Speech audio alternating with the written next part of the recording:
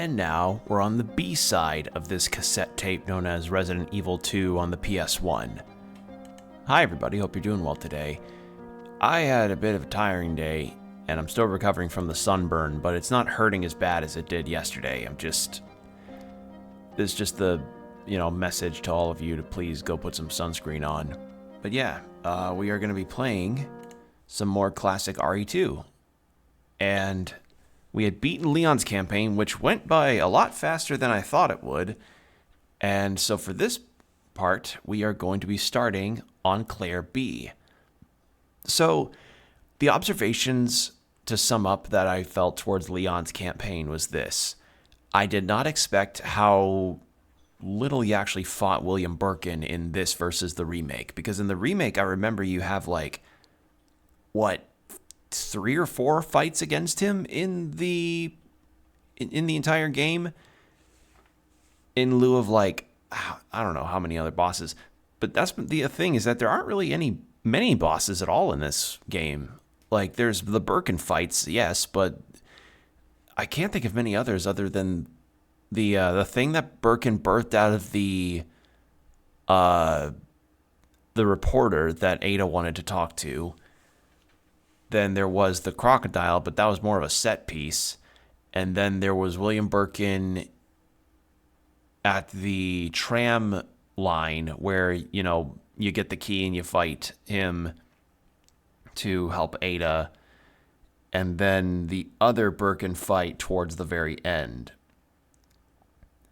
Whereas in the remake, I remember you have a fight against Birkin 3 times throughout at least the police station and other parts outside of it.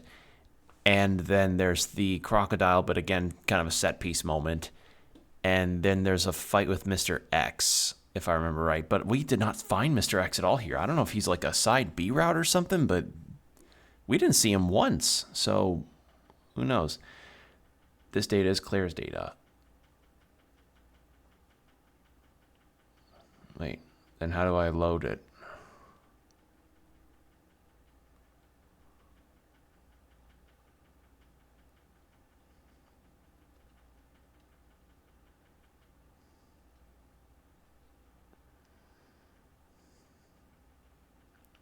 Is that not how it works?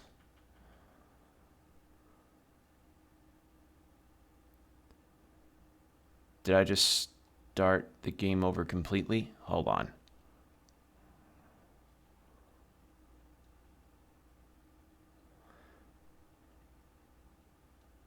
I just want to load. How do I start this file? Checking for memory cards do not pull up. There are no files. So that's the arrange, which I'm guessing is different. Arrange game, original game.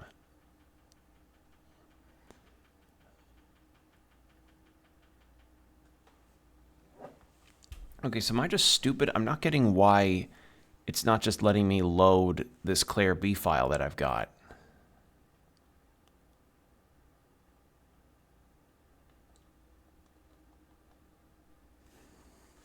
Hold on a second.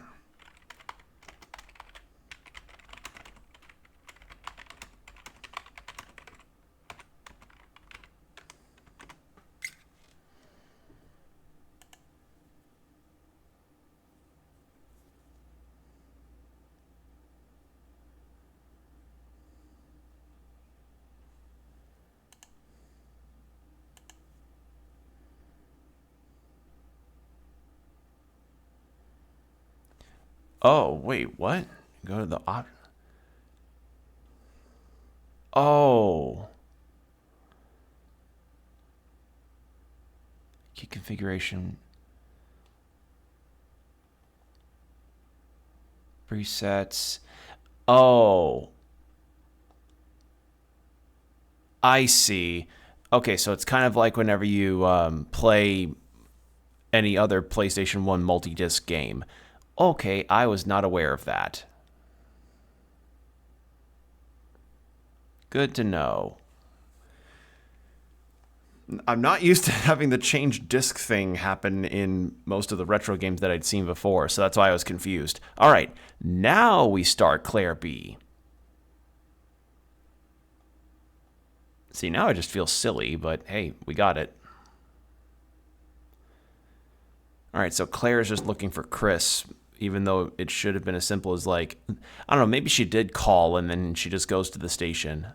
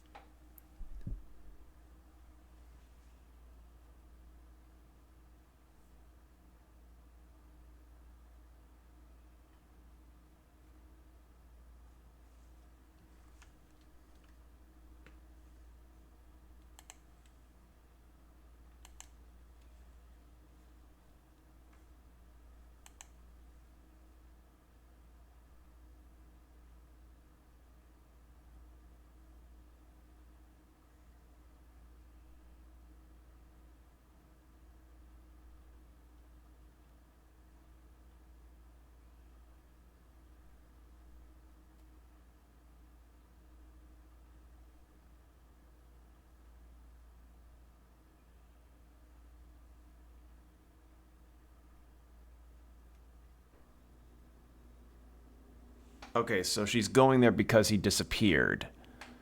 I just don't remember the reasoning being fleshed out like that in the remake. Also, Claire, awesome, she's wearing her helmet. As you should.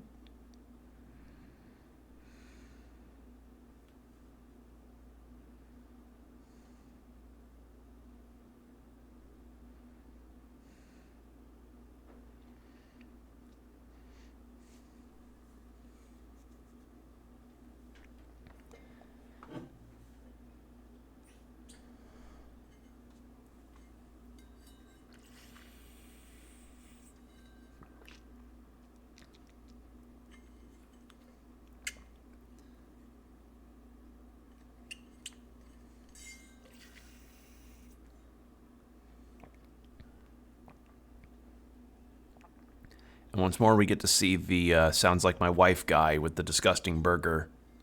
Sans disgusting burger.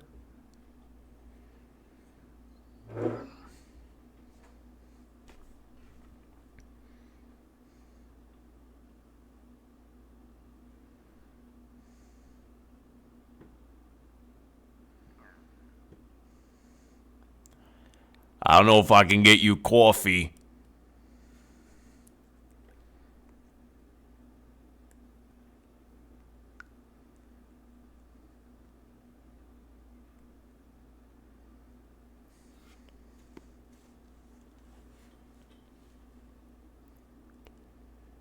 We're at a cherry pie. Is banana, is coconut cream pie okay? How about apple? You like apple pie?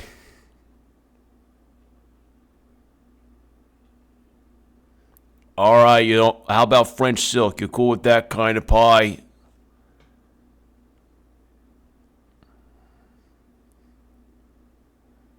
How about cherry? You like Twin Peaks? You want to have some cherry pie like Dale Cooper?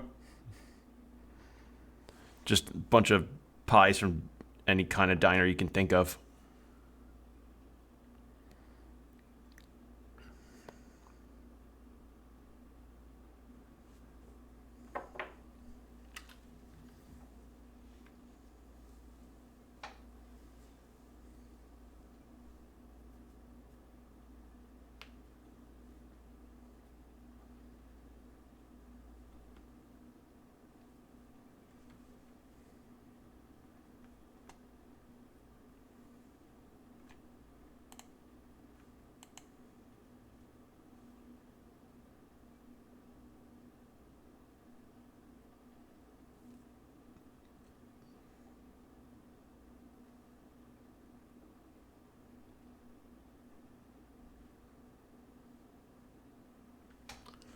Man, this Uber sucks.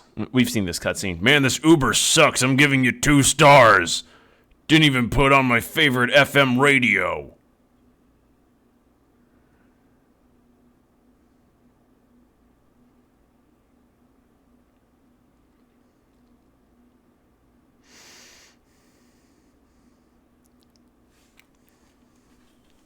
And now that I'm more used to tank controls, I'll feel more comfortable actually going through most of this. It's still going to be a new, like, scenario, but now I can actually move around a bit more cleanly, I think.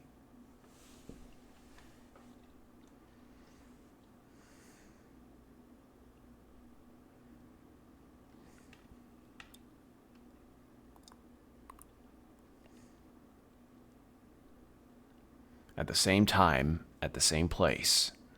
You have to survive this nightmare to know the true end. Oh, and unlike Leon, she starts with zombies behind her, not in front of her. Okay.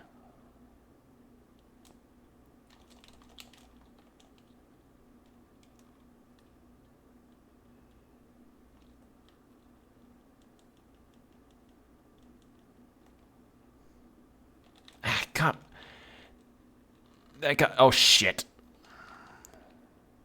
That guy did not get stunned very long. This way? This way.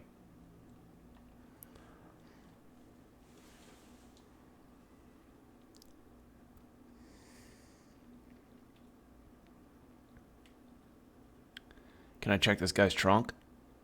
No? Okay. Alright, we have a knife, a lockpick. Oh. And 2 entrances.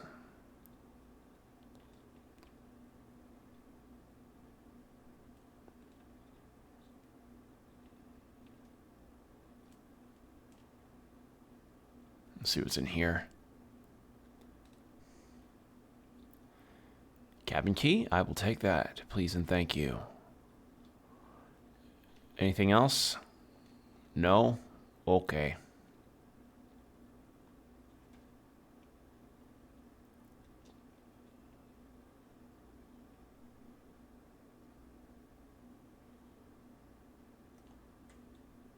Ah, shit.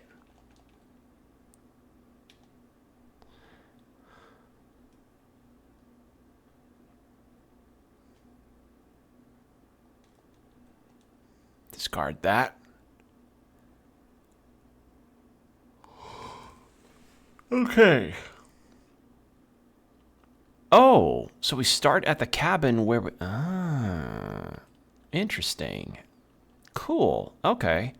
Because, yeah, we opened this as Leon, and then a bunch of zombies came out.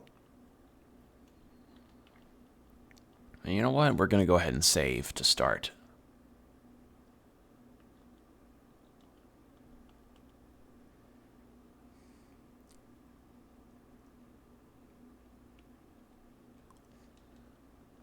Grab some of that.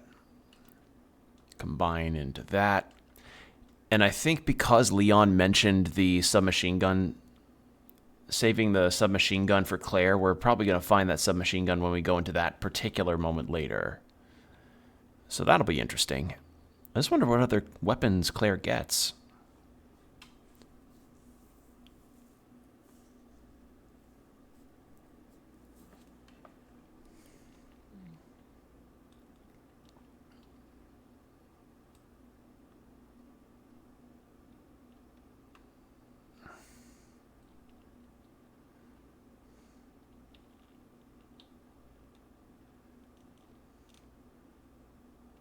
There we go.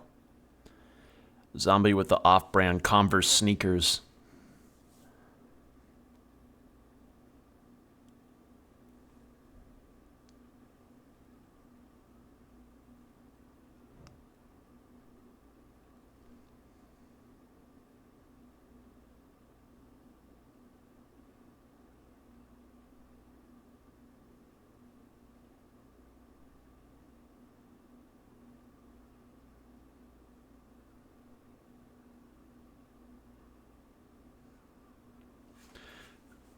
Wouldn't rifle or machine gun fire like that not be able to go through glass on a helicopter like that? I feel like that glass would be thick enough for bullets to at least not go through. I don't know. I'm not an engineer of helicopters. I don't... Correct me if I'm wrong. And then I'm going to do that valve panel and do the... the helicopter there. Oh, excuse me. Big yawn. All right, get our first green herb. And as we learned last time, rankings for the... your rankings in this game are determined a lot by, like, how many times you saved, as well as the damage you took and the time you took, I believe.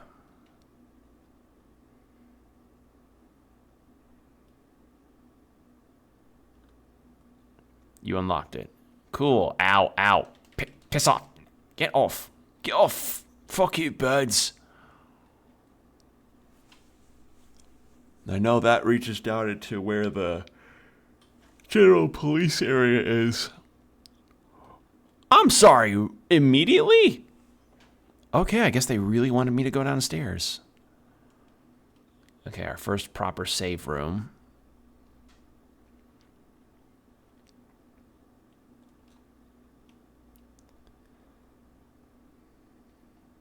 Oh, wow, that's a lot of ammo that I just got for that. Secretary Diary A. I accidentally moved one of the stone statues on the second floor when I leaned against it. When the chief found out about it, he was... Okay, we have already read through this. Chief apparently has a weird statue fixation, and he really, really gets pissy when somebody messes with it.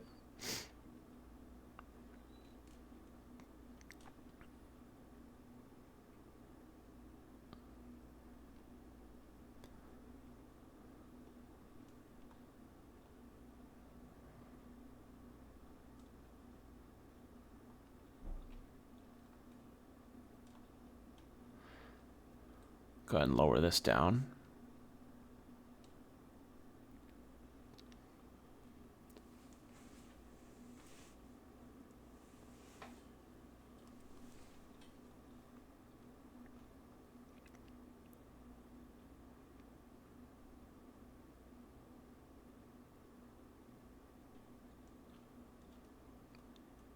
Is Marvin still in here? Locked from the inside. No, okay. So, different deal with that. Now the question is, do I have to have the same puzzle solved as Leon? Looks like it. Gotta go for the unicorn then. I don't know why I'm yawning. Oh, I don't know why I'm yawning so much all of a sudden. Ugh. Sleepy. Or just tired. I mean, this just usually happens in the summer. It gets warm, so then my body goes like, oh, you're warm, time for sleep. And I'm like, no. I'm like reverse hibernation. I get more energy in the cold, and then I get just more tired when it's warm and hot, or hot, especially with the summer. Like, I despise summer so much.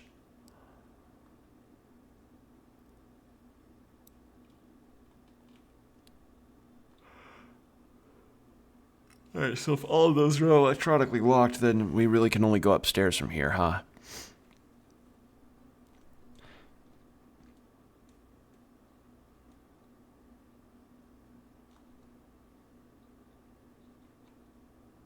Oh, okay. Hey, fellas.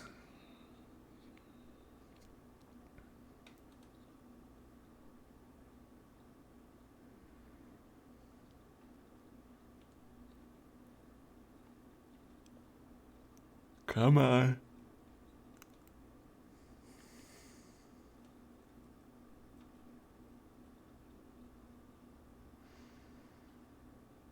Just give me a little bit of room.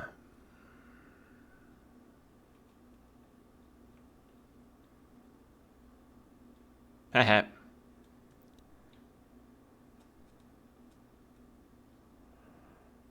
Oh, God! I literally just had my moment of like, I'm a genius! Oh, no!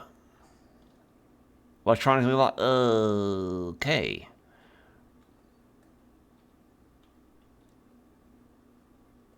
I can see why they gave me a bunch of ammo.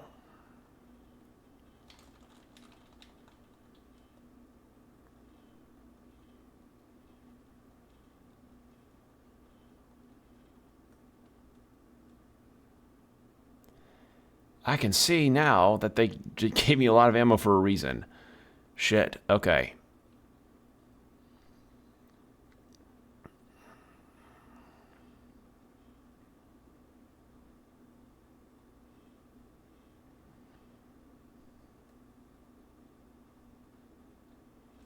Oh, you asshole. I do like that she kicks the heads off.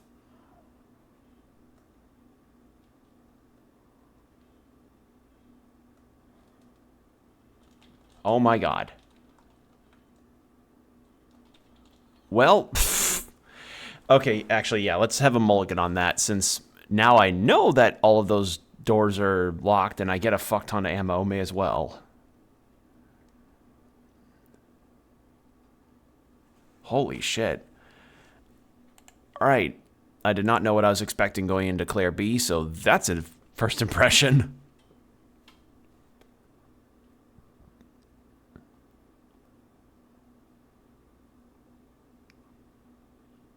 Okay. And I know we still have the liquor that's in that hallway, so... would I want to go through the hall that is in that... that has that guy in there? Don't know.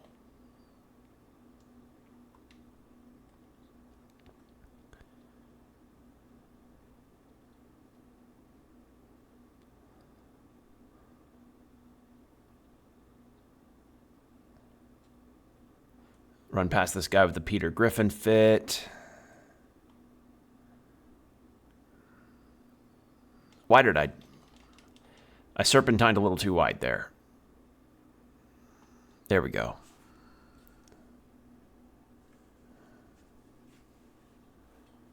I'm going to skip this since we already saw this.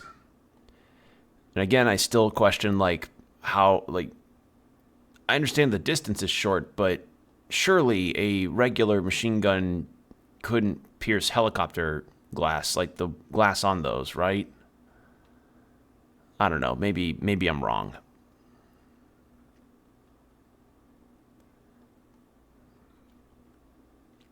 Gonna do a quick heal, then reload on that.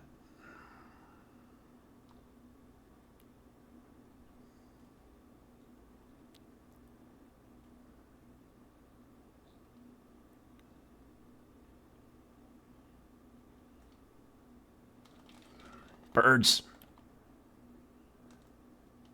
He's been pecked to death. We're gonna... oh, fuck you. Unlock that. You know what? Let's see what's out here. Is there some herbs out here that I can grab, like in Leon's campaign? Yes. Cool. Thank you. All right. What is down this way? Oh, more. Wonderful. Is this electronically locked? No, it is not. Okay, well, let's get out and grab those herbs, and then we can maybe see what's down here first. Maybe there's another weapon that I can get.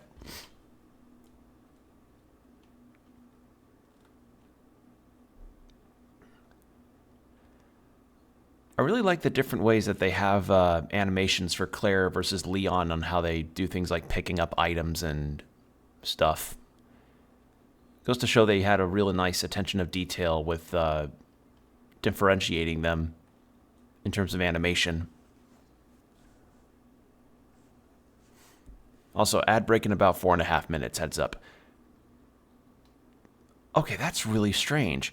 So, okay, for anybody that watches on YouTube side of things, there is a thing that happens with Twitch that's called a snooze button, where like you get three uses of a snooze, which essentially means you get extended time with the stream before ads have to end up playing in the middle of the stream if you're affiliate or partner.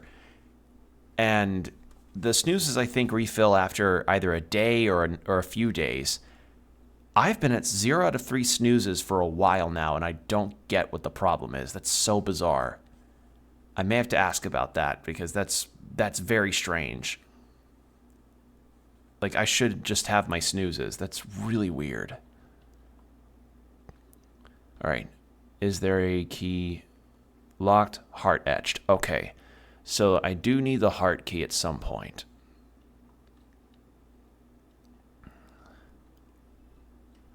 Oh, it's just here. Okay. Wow, this is very remixed.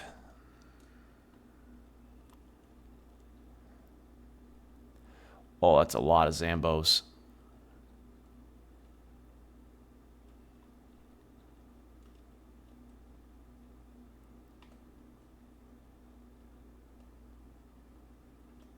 Is this guy not gonna...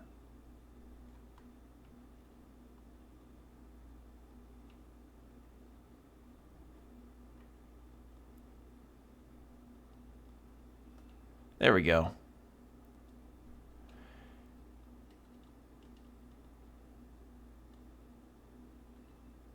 If I could trick these guys to not just circle around.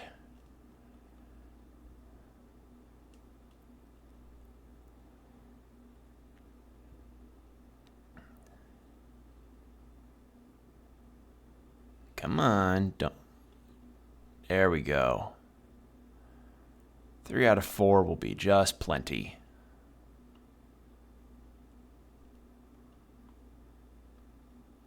What's this? Ink ribbon, I will take those, please and thank you.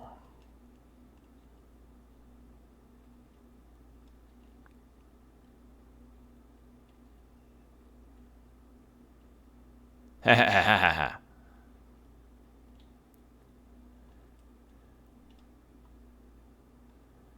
Take more of that, please. And then...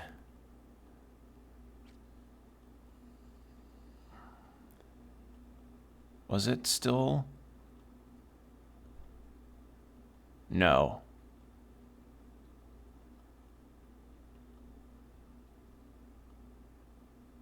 Alright, I guess I gotta find it. I thought it was 2-2 something, I think.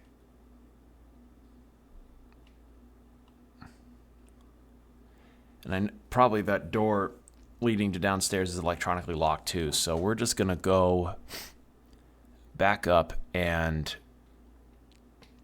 get the ladder down and probably try for that same hallway. Although we still have this valve handle, so let's go take care of the helicopter actually, since we're able to now. Or, no, hold on.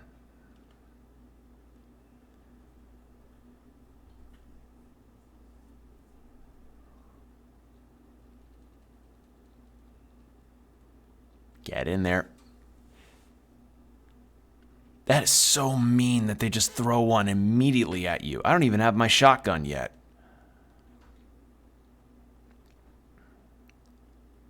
Okay, got 5. Get this diary saved again. And you know what? Since we just did some gathering, let's go ahead and save again. But we also have the ad break happening, so we're going to go into 3 minutes of ads with an hour of no pre-rolls. So get hydrated, stretch, do whatever you need to do, and we'll be right back. And we're back. Thank you for your patience, everybody. All right. So let's save, so we don't have to go through that cabin again.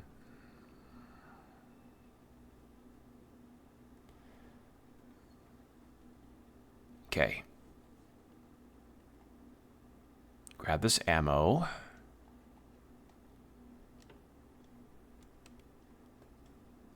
And with that, let's go ahead and... Do I want to risk it? No, not with a handgun. I will, however, put those ink ribbons away. Put that away. Then we get the unicorn medallion to unlock that door.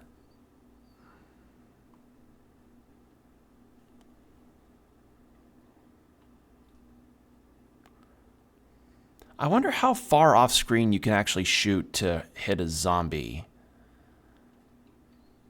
Just, you know, thinking out loud on that, because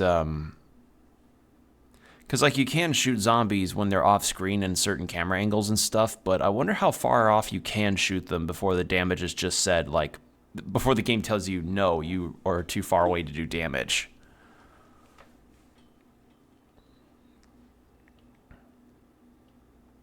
Oh. Grenade launcher. Okay.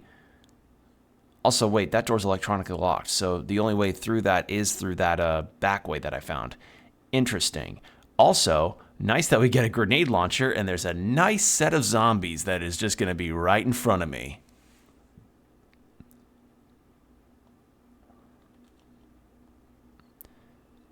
Also, wait, hold on. Wasn't the grenade launcher an item that's just not been in Resident Evil for the longest time? All right, to start with, we're going to give him an appetizer of handgun.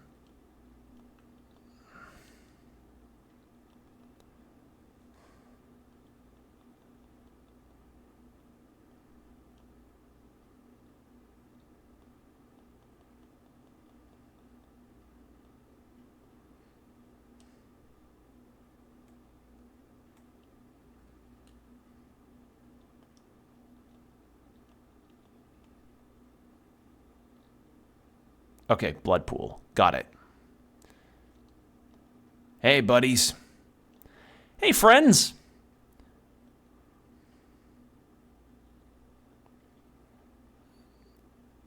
All right, well, I was hoping they could be more grouped together, but all right. Guess not.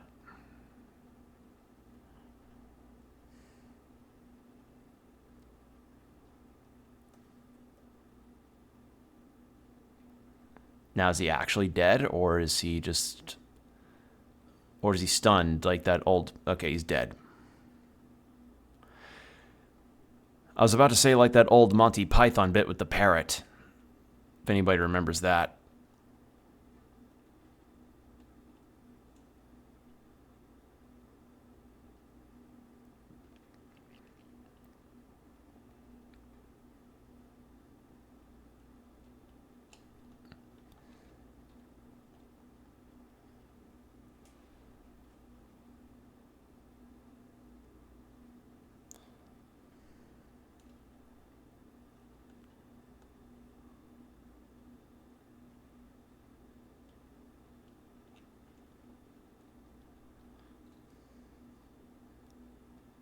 Yeah, so then use this.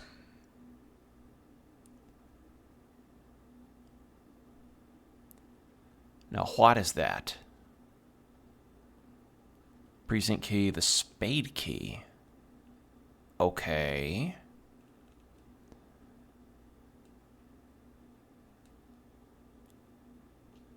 Then we get back up this way. Can't get into the library. Like, literally every door on the left side and that other door there is electronically locked, so we gotta go this way. We also gotta turn off the water for the helicopter, too.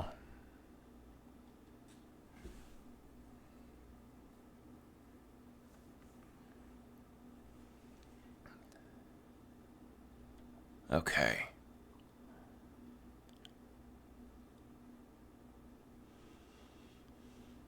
So I'd done some looking around on Steam today, and I learned that already this, due to Summer Games Fest being this upcoming weekend, there's already a Steam events list for a lot of the games that are going to be showcased, and some of them are genuinely ones that look really neat and exciting. I already gave a wish list to a few of those because they looked really cool. But I'm not going to expect a whole lot. I'm not even sure if I'll be able to watch that whole live stream. And honestly, I'm not sure if I want to watch the whole live stream. I may just catch a Cliff Notes or something, because one, it's a lot of events to have to go through an entire weekend for, and two, given the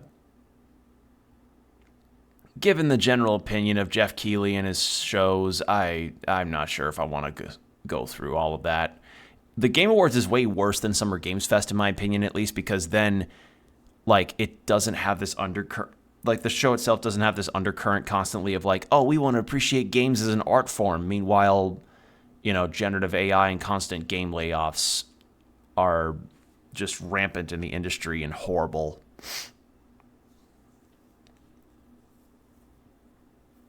Like, tone deaf is the way I would describe his shows, on top of just being disingenuous.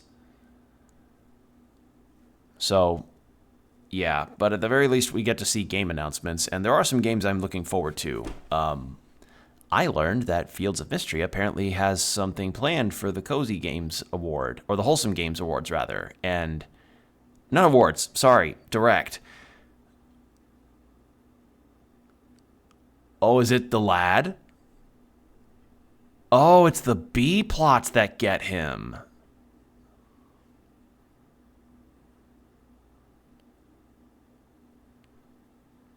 I dropped in. This isn't Tomato Town. Where am I? Anyway, where are we dropping, boys?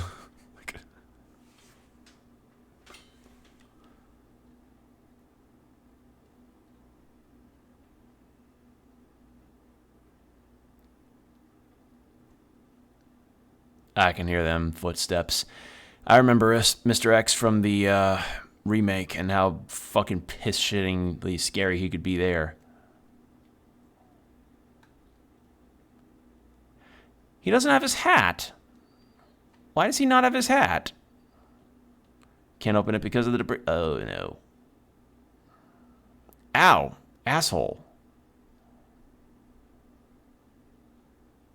Are the birds still here? No? Cool. Thanks. Alright. I will not heal unless I'm in the danger health.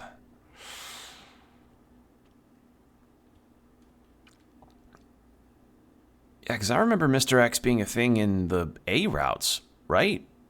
Used to think he was. Is there a liquor still here? No. Oh, okay, so you...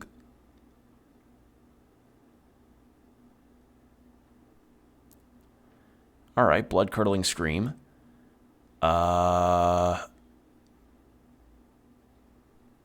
You know what? I'm already at that door. May as well go for it.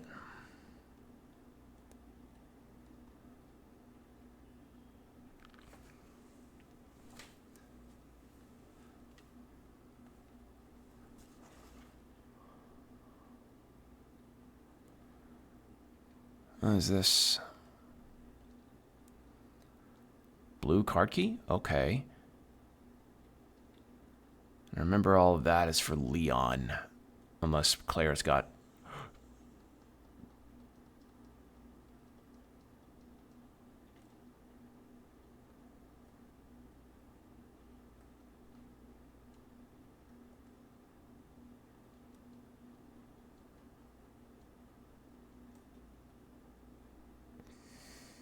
Okay.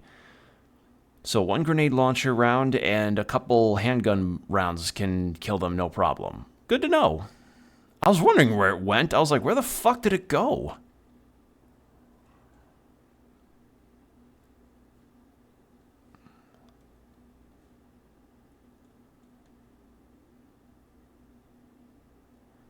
Alright, well, with all that progress made, maybe I should save again.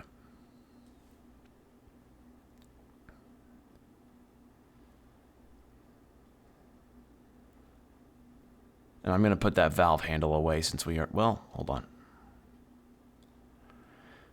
Go put the valve handle away, and then we'll use an ink ribbon, and then we'll continue on from there.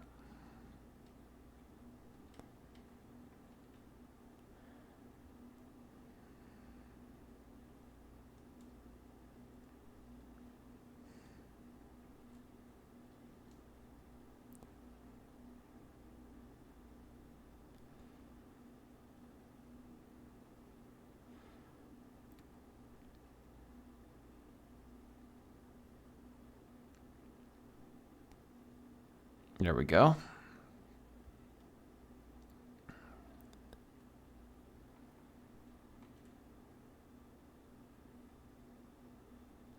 Yeah, we're looking all right here. We've got pretty much a full heal in case I get too damaged, and a serviceable amount of handgun ammo is at least enough to kill some zombies. Grenade launcher rounds, though, we need some more of those. I would love some more of those. Alright, so next is we're going to go down to where that police sitting area was. But yeah, it's weird to see Mr. X without his hat. I mean, like, honestly, giving him a hat is the weirdest part of his entire design for me. Because it feels like the equivalent of whenever you have a robot character that you give clothes. It'd be like putting a shirt on Bender from Futurama. It's like, what's the, like, huh? Why would you put a shirt on Bender? Why would you put a hat on a zombie that's meant for intimidation purposes? That's just an odd choice.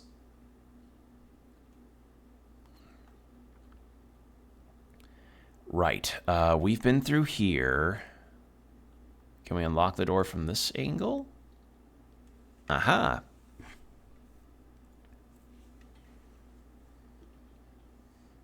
Oh, dear God.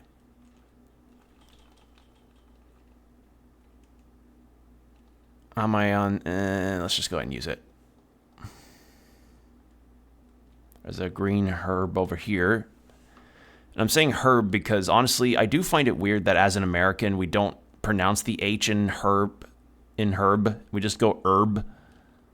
So I've kind of corrected myself into now saying herb. I am not going to say Z for Z, though. That's a very bizarre one. Like, I do not understand going Z, because Z sounds like a... Z sounds like a term for something or a name. Oh, hello.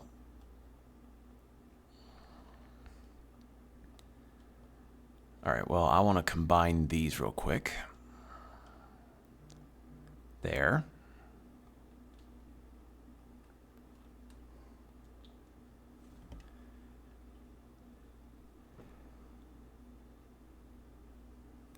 What's in here?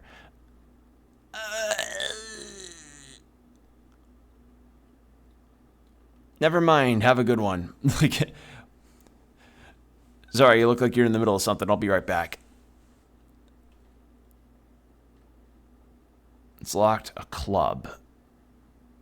So, not this. If I just walk really slowly, can I avoid it?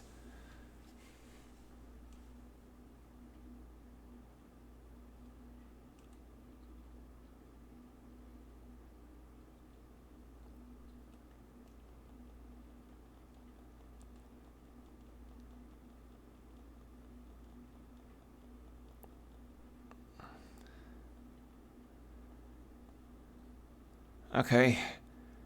These guys for certain I want to kill if they're going to be in my way, because, like, they are pains in the ass. Them and those dog enemies. Anything in here to get? Nothing special on the shelf. Alright. So that's a no. And that wanted a diamond key. Okay, so... what the fuck?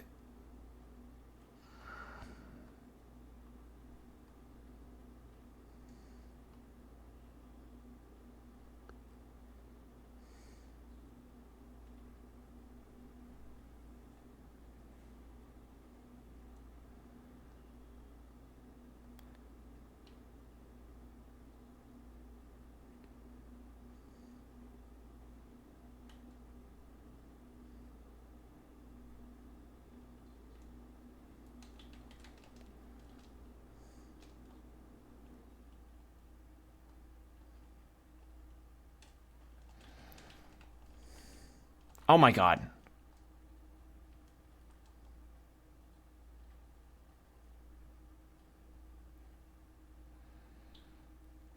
Okay. Yeah. Trying to minimize my deaths here. Oh, so literally all that served the purpose was to unlock. Alright, well what if I went outside? What if I did this?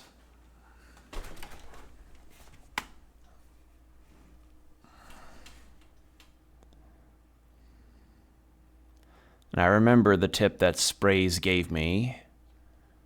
Sure enough. Now, what about down here? Is there something down here that I can get?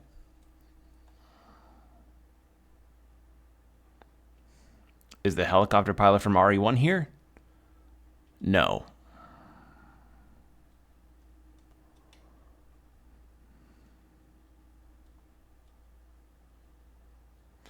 All right, and that's where Leon came through.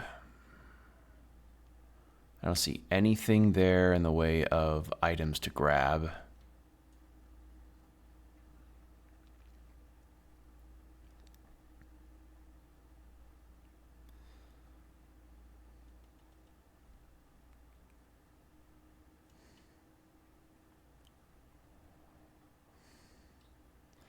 All right, nothing different.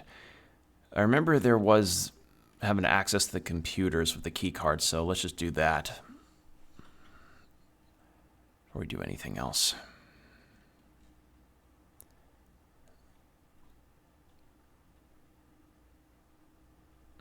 Yeah, I'm getting a lot more used to this. I feel like I can probably now play some other games that have tank controls with relatively no problems. Use the blue card key. All right, both of those are now unlocked. And that one. Do I need it? No. It's just gone now. Great. Awesome.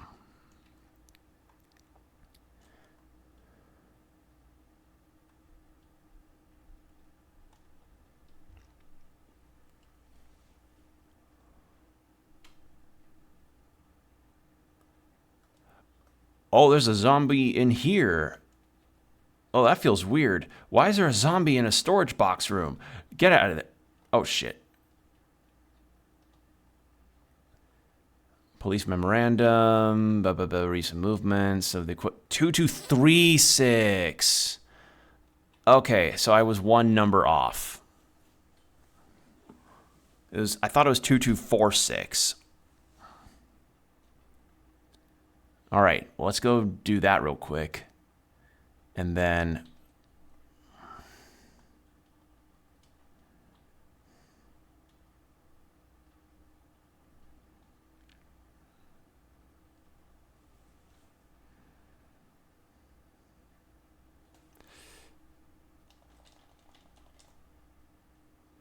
come on. Thankfully, doing that shove really does create some space, but god damn, they are crowding me in this. I missed my shotgun already.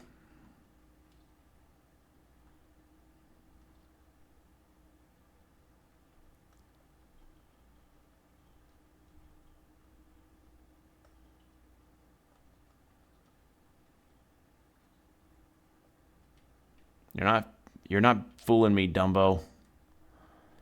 All right. 2, 2, 3, 6. Hey, I'll take that.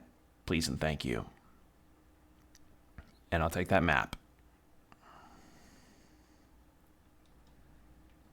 And that can probably clear out that fucking hallway for me. Which would be wonderful. Although, I have another idea to potentially go through that area. Take the upper route and then loop back down to the hallway and then just collect them all into one big bottleneck and then acid round the fuck out of them. Because if I go back out there, I guarantee they're going to be split down the middle and then I have to, like, go in between them. So, if I could bottleneck them to then take them all out at once like that, I would really want to do that instead.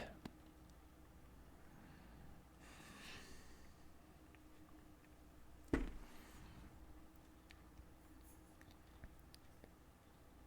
right, and then go in here.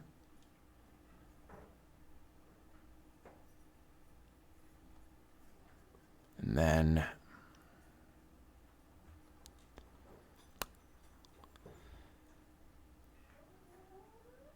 and this way.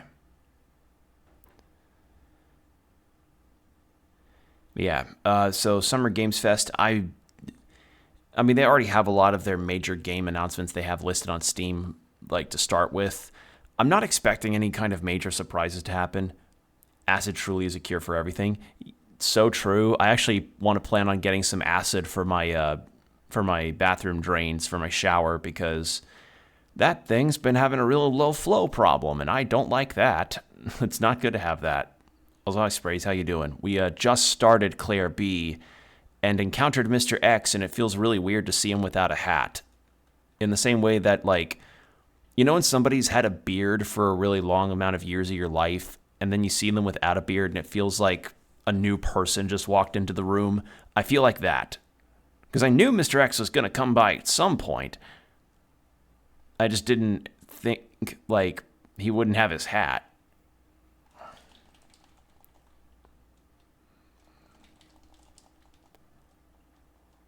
Yet, the fuck off.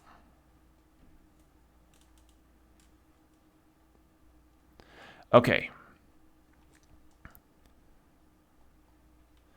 I'm good, thanks. Yeah, Mr. X is a baby face in this one. It's just bizarre. Because in the first place, having a bioweapon like that have a hat is such an odd idea. But this room is called Horde. Can you work out why? Because it was featured on a episode of Hoarders.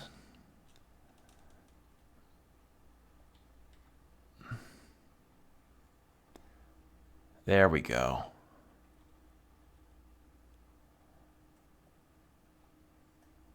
Thankfully, it kills them in one hit.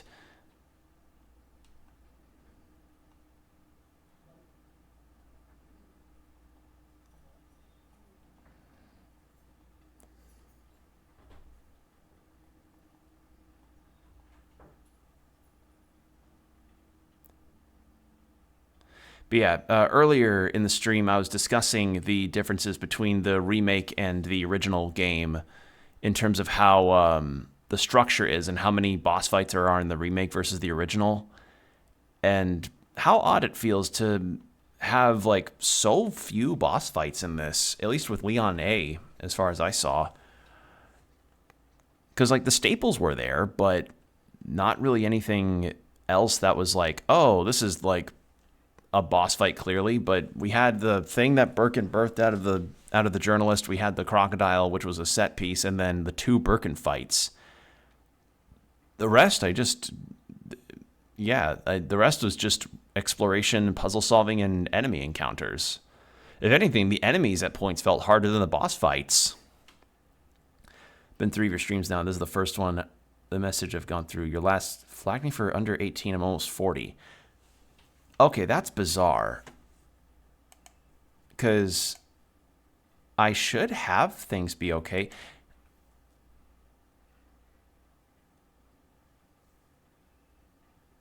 That's really weird. I don't understand why that's the case. I mean, I see you now. I do not understand why that's happening. I mean, frankly, Twitch is having some problems on my end as well with a couple things. I was talking earlier about my my ad break stuff and how I have literally no snoozes, even though I haven't ran a snooze for ads in a really long while. So I should have all 3. So I think there's just some weird back-end stuff. Oh, that's right, because you're in the UK, so the fucking dumbass safety laws. Yeah. Oh, right. That might explain it, because unfortunately the US is likely going to get hit by those same things in certain areas. I mean, shit, I remember Discord wanted to ask for people's government IDs for proof of age as well, and people made it very known to them that, hey, we don't want this, we don't like this. And when Discord pretty much immediately saw that people were canceling their nitros and everything, they were like, oh, we're not going to implement this, don't worry guys. But the real answer on that was, we aren't going to implement this now.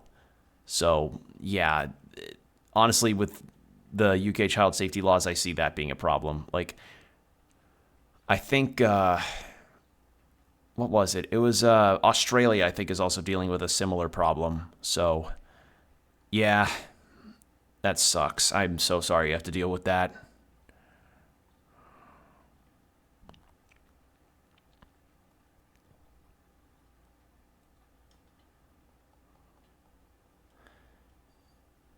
Yeah, and then we're going to equip this.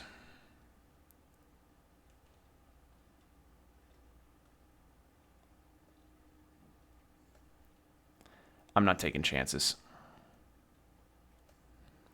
They're bullshit. Discord doesn't work for me now, all because I won't give them my government ID. Reminder, I have a Twitch affiliate. I need ID to get paid. Oh, right. Yeah. That's another thing that's really dumb. So, a while back, I forget how many weeks or months ago this was, but Twitch made an announcement that apparently new affiliates, like keyword, new affiliates, have to upload their government IDs to verify that they can receive payments through Twitch. And this is new affiliates. I got affiliated way before this, like over 3 years ago. So seeing new affiliates get shafted like this is absolutely awful. And no. honestly, giving tax information and direct payment stuff should already be enough proof of, you know, you as a user for you to be paid. But no, they apparently want more. And we know exactly why they want more. It's for more control and more access to your personal information. Ugh, it's fucking gross. Oh, me fixing this did something. Toss that. But yeah, I'm so sorry you have to deal with that. That's just awful and unfortunate. I cannot explain just how stupid this whole situation is. It really is dumb. Because I got my affection just before the new law came in. I affiliate before I did handless my shit over before they know who I am. Oh, it was one of those awkward things of like, you got your affiliate status just before they implemented it, but now that they implemented it, they're trying to do it retroactively to you. But you already have at least your stuff over there. That's so dumb. That is so dumb. Like, ugh. And because, like, the other thing is I have my Nightbot here to also remind about my rules as it is with my chat. And I trust you, and I trust, you know, people to read the rules and everything. So, yeah, it's just...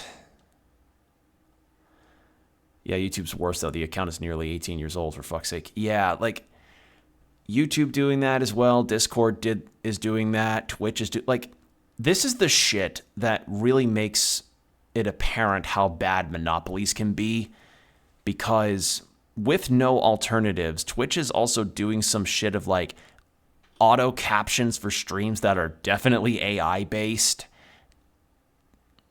And like, I appreciate anybody that clips my stuff. Do not mistake me.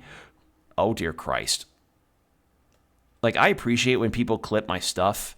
I just really hope the auto captioning doesn't fucking touch my stuff at all, or the things that anybody else decides to do. Because it's disgusting that that's even a factor into consideration, because clips are typically how a lot of people discover a streamer. So having that now be a thing you have to wonder is like, shit, what now? Oh, are you kidding? It didn't hit that guy?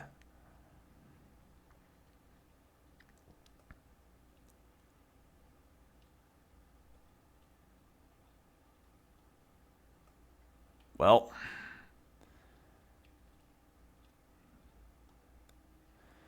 my streams have 18 warning. I trust parents to listen to the warnings. Yeah, like obviously there are going to be outliers. I've seen plenty of streams where people have lied about their ages on streams, or for streams rather, because, you know, oh my God, you're not dead. You motherfuckers. Anyway, I have been on streams before where people have been caught lying about their ages, and mods just had to like preemptively ban, or just ban after that person had been in chat for a while, because, you know, it's, you know, there are streams out there that are more on the 16 plus scale. Girl DM in particular, I've talked about her before. She's a 16 plus streamer who's, you know, played a lot of games that are on the more like higher adult settings, like Dispatch or what have you, but, you know, she is still a more relatively like friendly channel on that side versus others that I watch. And, you know, at the end of the day, it's a comfort level thing for streamers, and also just a matter of what you're wanting and willing to moderate in your streams. Like, it's the same way as like how a lot of streamers will prefer a particular language in their chat, because that's a moderation thing. Because I'm an English speaker, I don't really speak any other languages. And if somebody came in here and was typing in Polish, let's just say, I can't moderate that. I have to have them say English only. Like, because they could be saying some really bad shit that could get my channel in trouble. And because of the various tags of more like adult or preferably adult audience Twitch streams, if somebody lies about their age on there and then that person goes to Twitch and they get in trouble, that's the streamers. Like, the streamer is responsible for their streams and their audiences. And unfortunately, people can and have, like, done the DW from Arthur thing of, like, this sign doesn't affect me because I can't read, you know? Like, that is essentially just the entire, like, attitude. That's drop the... Oh, no.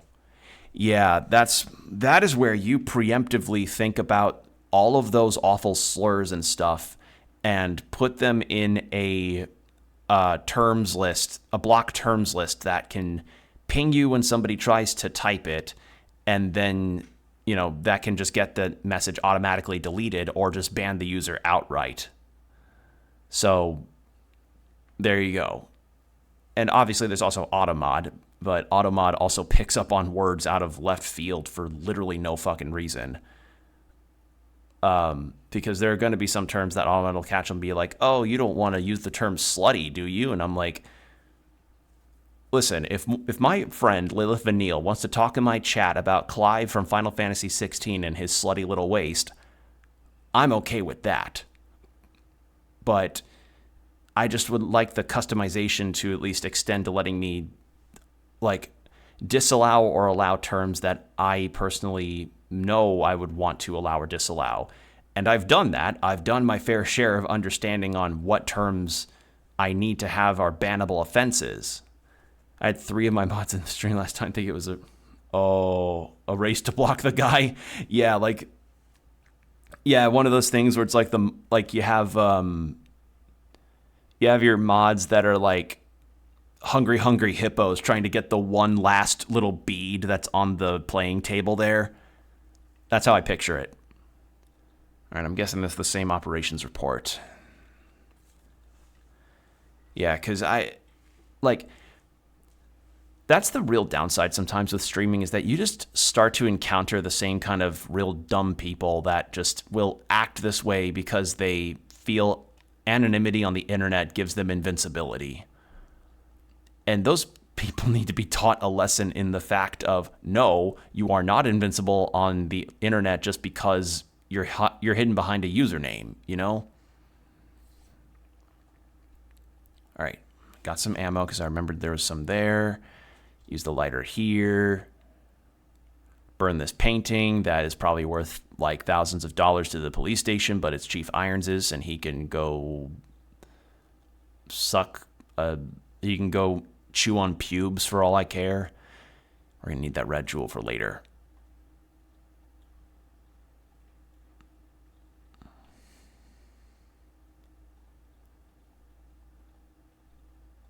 All right.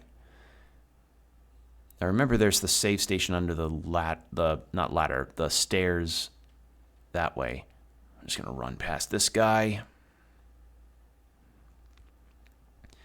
Yeah, and typically I have a mod, but he's got his own situation. He's busy, which I completely understand. He'll pop into stream once in a while to say hi, and typically we have a good we have a very good understanding between each other regarding what is and is not allowed on streams for stuff. Like, we just keep an eye on those kinds of things.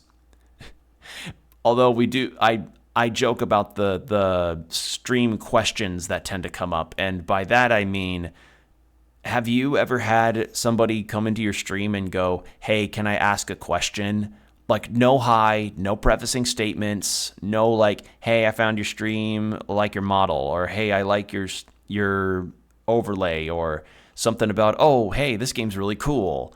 Glad to see you playing it. Like, no prefacing statements beside that, just, can I ask you a question? Because I have seen that happen, and streamers, myself included, see that and will go like, yeah, they get banned seconds later. Yeah, they get banned seconds later because they just ask some really out-of-pocket, terrible shit.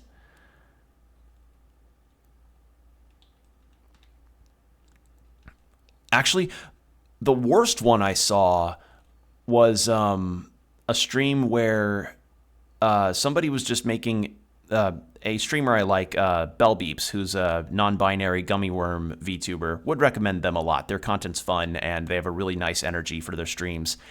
And they were just doing model art, and somebody came in and just typed the word test, and that was apparently to test to see if they were on a ban list already. And because they weren't, they proceeded to just really go ham on doing some awful shit in their chat, and I felt like that was a really fucking bad time for everybody. Like, full on posting docs information. So, yeah, streaming can be very fun, but also you encounter all sorts of really bad shit sometimes. Ugh. Anyway, I'm going to go ahead and save, actually, since we made a little bit of progress.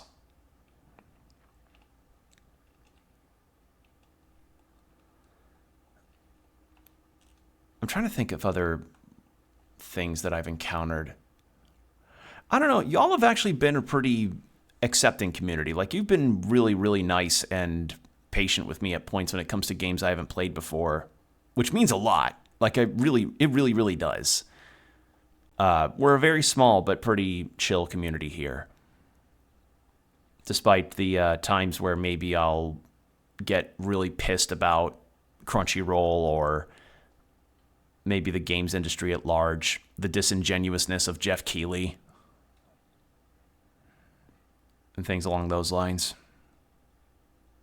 Mr. fucking Wrap It Up Game Awards. That still pisses me off that they decided that they did that to so many developers. I had someone come to abuse me. I stopped the game. Oh. You called me a poo-poo head? Oh my god. Wow. Real fucking scathing goddamn shit there. How'd you ever recover from that? That's so dumb.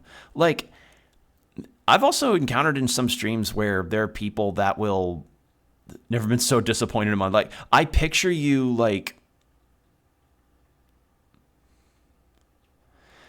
I picture somebody that tries to do that, like expecting somebody to go full bore, almost like they're anticipating it in a way where it's like, you obviously don't want it, but if somebody's going to act out like a complete idiot like that, it's better to have them just rip the Band-Aid off and then you just ban them and move on with your life. But clearly that person was trying to play a game or something, and also clearly they were trying to, and this is the big one here, seek attention. Because that is the thing that so many trolls, so many awful shitheads on the internet that think they're immune want. It's attention. That is genuinely it. And you see it from all sorts. And yeah, I mean, it's that kind of behavior that makes me really wish we had the return of stuff like recess in schools, or I don't know, for walkable cities so that people aren't confined to their computers and trying to just gain attention through that all the time.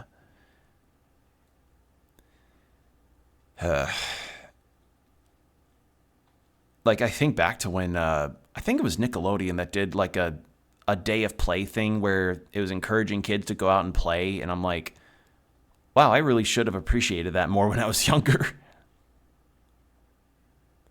Ugh. Anyhow, how are you doing, Sprays? Hope you're doing well today. We're just, I'm just going through Clair B since we got through Leon A, and I was again commentating on the differences. Oh, he got attention. The whole chat were disappointed when had an abuse spray segment, then he left after that. Doesn't surprise me. Like, that strikes me as the same kind of energy as like all the attention is actually, you know what that strikes me as? You know that meme picture where it's like, I'm covering a shift at work at the moment. Been a rough night so far. Oh, I know how that feels. I had a rough day shift at work myself today. I got sunburned yesterday, and I still feel it on my forehead in particular. Like, I was working mostly outside with one of my coworkers, and we We were working and for a few hours, and I got sunburned on the backs of my arms, my ears, my nose, my cheeks, and my forehead, and my neck. Not the back of my neck, because like my model indicates, I have hair that goes down to my shoulders now, but yeah, I've got a sunburn now because it's the summer now. Ugh. Yeah, I get it. Like, it's been a rough week. It's been a tiring week, and I'm ready for the weekend. All right. Yeah. But yeah, I was just kind of still commentating on the differences. Are you really a long-haired elf? I wish. I wish I was an elf. I wish I was an elf so that I could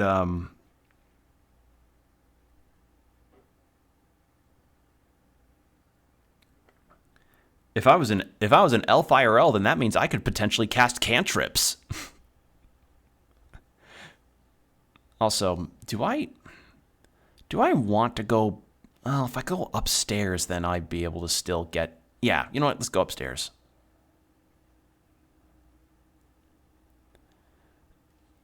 But yeah, like if I was because like I guess the quotes lore would be that I'd be a high elf, like a high half elf, which. Wait, do high half elves get cantrips? Let me double check that.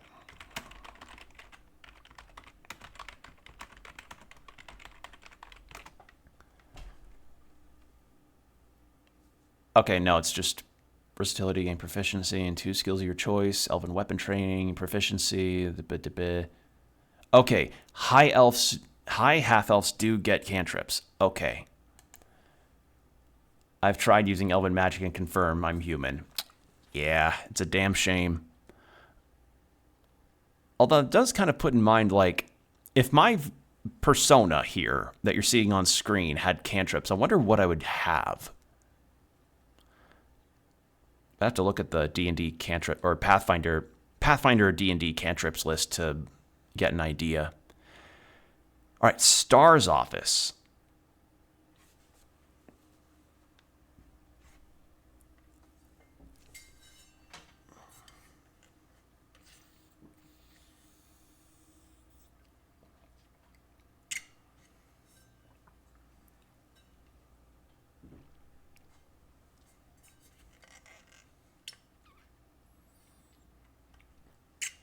Leon! Yeah. Gotta love the old voice acting. Something that people love enough to where they want it to stay. I mean, shit, I remember, I think I was playing Chronicles of the Wolf, and someone was in chat talking about how, like, they wish that the version of Symphony of the Night that was widely playable would be the original PS1 one with the really awkward dub. And I'm just like, I wonder if like bad dubbing could ever be considered a hot commodity to have for potential re-releases of games. But I don't know. I guess that's just not going to happen because we don't have PS1 Symphony of the Night that's distributed unless you sail the 7 seas. Getting the very important radio that you will use twice. Yeah. Like they make such a big deal of that radio, but it's not an item you use. And Leon uses it like twice in the entire campaign for him. So, yeah. Chris's diary. August 8th. I talked to the chief today once again, but he refused to listen to me. I know for certain that Umbrella concocted T-virus research in that mansion. Anyone infected turns into a zombie. But the entire mansion went up in that explosion, along with any incriminating evidence. Since Umbrella employs so many people in town, no one is willing to talk about the incident. It looks like I'm running out of options. August 17th. We've been receiving a lot of local reports about strange monsters appearing at random throughout the city. This must be the work of Umbrella. With the help of Jill and Barry, I finally obtained information vital to this case. Umbrella has begun research on the new G virus, a variation of the original T virus. Haven't they done enough damage already? We talked it over and have decided to fly to the main Umbrella HQ in Europe. I won't tell my sister about this trip because doing so could put her in danger. Please forgive me, Claire. Also, that tends to be a very common situation in a lot of media where it's like the big megacorp that's clearly destroying everything is the reason why people can put food on their tables. Another example of it that I saw was in a show called Ragnarok, which I think the main corp villain in that was like chemicals or oil, like either chemicals or oil, something that definitely damaged the environment. And the main character and his friends and mom bring up like, oh, I don't know about that corporation. They seem to be shady because they have dealings with the mayor and, you know, they're clearly kind of being the real rulers of the town. And everybody goes like, well, yeah. And also like our employees get sick in their refineries and stuff. And the people go like, well, yeah, but they're the reason why I can even afford half the groceries I've got because of the money they give. So, yeah. Yeah.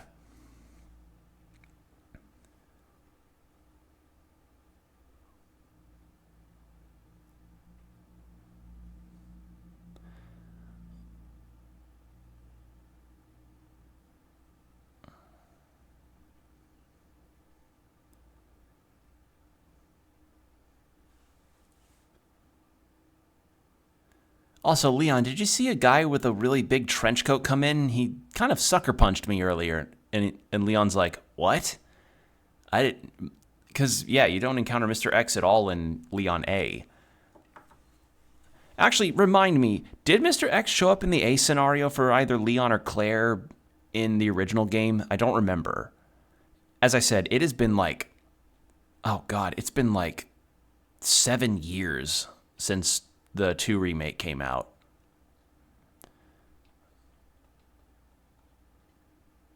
I would probably remember the NRA.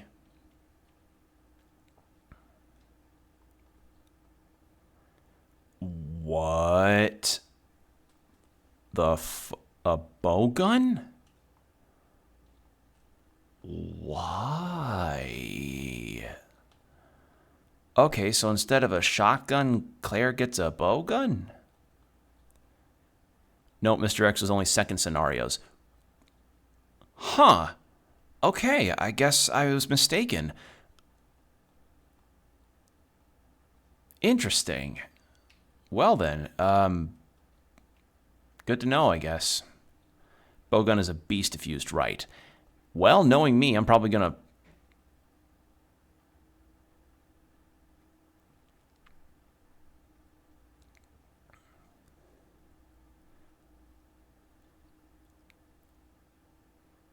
The fuck? Federal Police Department Internal Investigation Report. Mr. Chris Redfield, Raccoon City Police Department Stars Division. As per your request, we have conducted our internal investigation and discovered the following information. 1. Regarding the G-Virus currently under development by Umbrella Inc. So far, it is unconfirmed that the G-Virus even exists. We're continuing with our investigation. 2. Regarding Mr. Brian Irons, Chief of the Raccoon City Police Department. Mr. Irons has allegedly received a large sum of funds in bribes from Umbrella Inc. over the last 5 years. He was apparently involved in the cover-up of the Mansion Lab case, along with several other incidents in which Umbrella appears to have direct involvement. Mr. Irons has been arrested under suspicion of, on 2 separate counts during his years as a university student. He underwent psychiatric evaluation as a result of the charges, but was released due to circumstantial evidence as well as his phenomenal academic standing. As such, extreme caution is advised when dealing with him. Oh, look, a working fax machine, hint, hint, Claire. It's like, Leon, somebody sent me a scanned fax. It looks like what is this character? And it's just a printout of Charlie from Smiling Friends.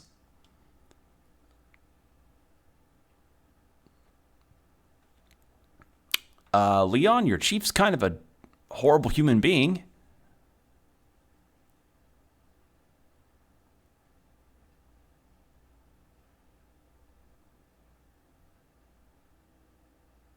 There really are some angles with the polygons in this game that give Leon like the big Giga Chad chin.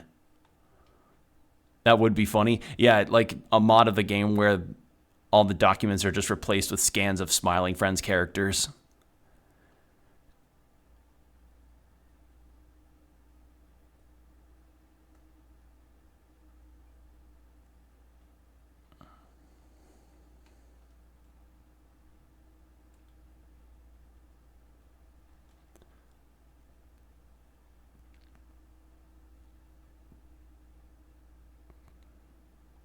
Oh, dear God. Okay, so this bow gun, is it really just like normal shots? Oh, it shoots 3 at a time. Oh. Also, ad break is coming up in about 3.5 minutes. So tempted to message some modders. Do it.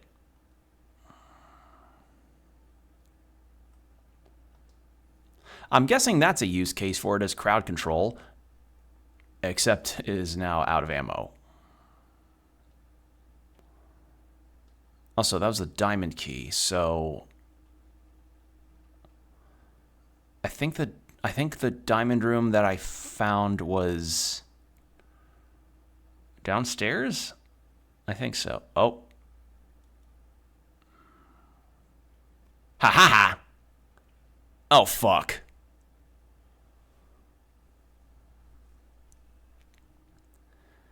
Yeah, because I remember Vinny Vinesauce played a version of Resident Evil 2 where it was modded to have him, Tommy Wiseau, Rem Lazar, and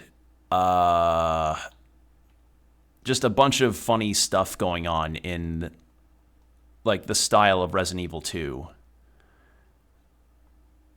Yeah, the cord's useless. It helped block some zombies, but alright, I guess, yeah, it just didn't work there. Or it stopped working.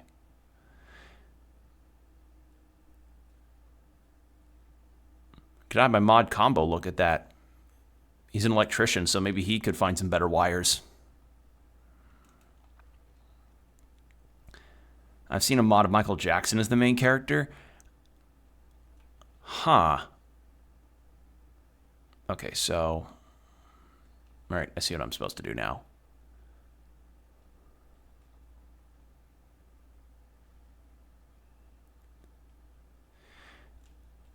So actually, since we're on the horror game sphere right now, are there any horror games that y'all are looking forward to?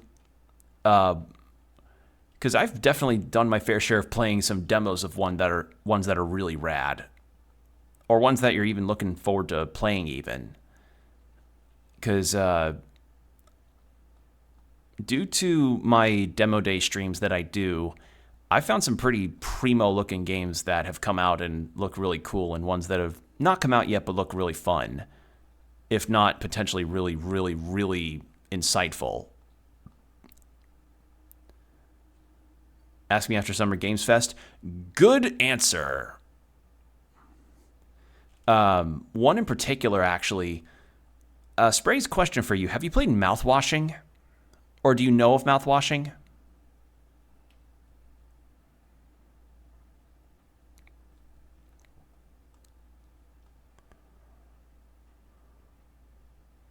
Is that not it? Rumors of Resident Evil Code Veronica X remake. I've heard that too.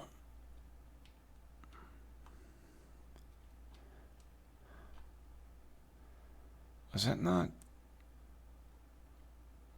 No, I haven't. What's that? It's a first-person psychological horror game from 2023 that really popped off. I'll give a grander explanation on why I'm asking that after the ad break. So we're going to go into 3 minutes of ads with an hour of no pre-rolls after. So get hydrated, stretch, do whatever you need to do, and I'll explain everything after the break. BRB. And we're back. Thank you for your patience. All right, so to continue my explanation, Mouthwashing was a game that came out in 2023 to very widespread, very well-earned acclaim, and you play as a crew on a space freighter ship that's on a delivery, but unfortunately has an accident that seems to have been more deliberate, and it's the crew more or less dealing with the aftermath of the crash and like how they're going to survive. I mentioned, and it got very high praise for the writing and the characters and just how well done it is at tackling a lot of the subject matter it goes through. I mention it because another game that is fairly similar in some ways to style and content is a game called Mole, where you play as the navigator on a crew for a dig site. Well, by dig site, I mean like you're trying to find a frequency towards the center of the Earth that, when you get close enough, starts to make you see some shit. And it has a demo right now, and it looks really, really good. So I just remembered that in particular, and I was like, ooh, wait, that's a recommendation I'd like to throw out. I don't know if we'll ever see anything from it, but I really hope to, because that game looked really nice. Yeah. Okay, this was the Clock Tower.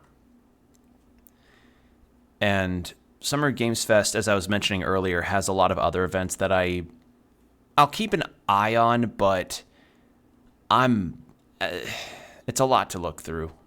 I'll have to knows when I finish work. Yeah. So both are very, very well done games, and they're not. Mouthwashing in particular isn't very long either. It's like 2.5 hours. And then Mole, that game's not even out yet, but it has a demo that you can play right now. I think the demo, depending on how good you are at figuring out the puzzles, which I figured it out after a bit, but I definitely, kind of slapped my head against the wall a couple times. That was like an hour, maybe 40 minutes, I want to say. I'm not entirely certain. I don't remember in full, but it was a good demo that featured what they wanted to feature. Okay, where the fuck did the diamond keys go again? Okay, so if magenta is diamond, then we're going to go through that way. That reminds me, I still have an Alice playthrough to complete. Alice Madness Returns? Like, what kind of Alice are we talking about here? I change games too much. I don't play enough games. I tend to stick with games sometimes and then try to finish them, or at least get through a good chunk. But there are some games that I've neglected because I have the adult life problem of like, you're being too tired to really have the energy to do much, be it play games or have other enjoyable hobbies, because work has just been a drain. And then if it's not work, then I have other household stuff I need to take care of, like cleaning my apartment and doing just other tasks around there, like picking up groceries, putting away groceries, cooking for myself. And I'm just like, fuck, like not enough time in the day for me. There just really isn't. And especially with my old schedule, because like since we've now changed to a day shift, I have the time after work to at least play games, and I'm gonna want to do that for Mondays and Fridays at least, but I've got a lot of catching up to do. Like, there's some games I haven't even finished or started yet that I have. Like, I am towards the really end sequence of Dragon Quest III Remake, and I just haven't finished it. I still want to play more of Fields of Mystria before the 1.0 happens for that, but I just haven't gone to that either. And since Fields of Mystria has an apparently big update happening this weekend, I want to know what that is.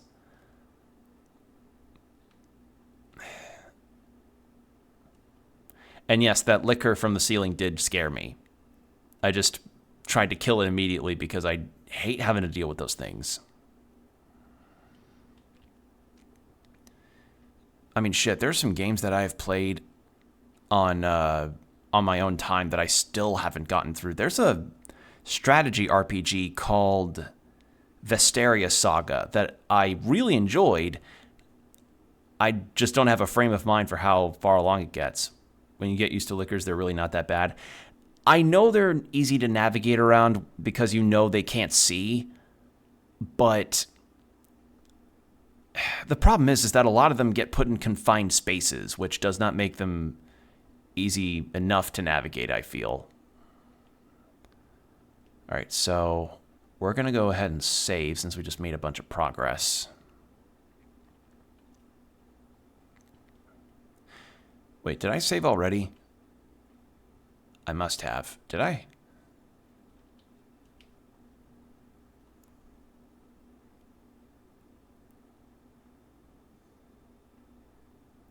No. Okay, last save was in the dark room. Let's save here.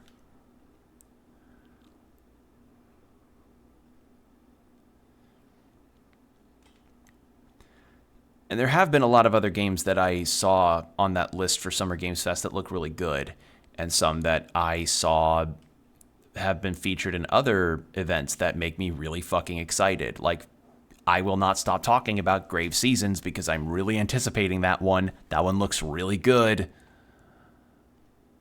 Grave Seasons is going to be... I know that one's going to be a hit for the people that are excited for it. There's just too many cool ideas present there for it to not be a fun time and, you know, explore a lot of cool ideas. I'm not seeing the Summer Games list yet. Really cannot wait, though. Yeah, I'm... Like, am I looking forward to hearing Jeff Keighley be a disingenuous... like corporate shill? No. But I am excited to at least just see all the games that will be there.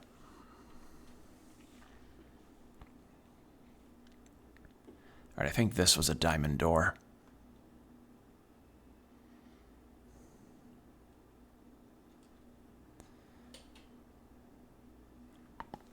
Oh, excuse me, I had to pop my neck. Oh.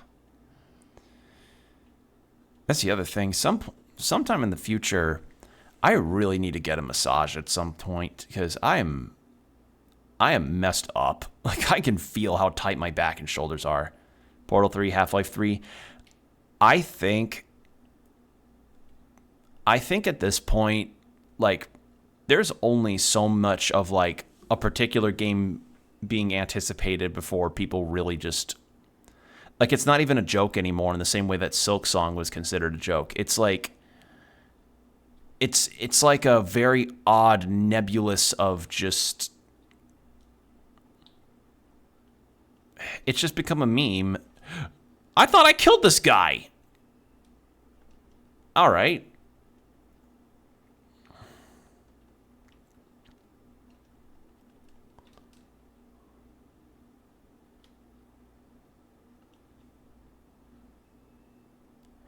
I know I killed that one, unless it respawned when I died. All right, well, we got this eagle stone. What the fuck are these stones? They look like the... You just wanted to cuddle? Well, I could just go to my parents' house and say hi to my dogs if I wanted to cuddle. Also, those stones look kind of like the Egyptian carvings of the Yu-Gi-Oh monsters in the Yu-Gi-Oh anime. Okay, so that was one diamond door. Where's the other one? It was right near the room where Marv gets zombified.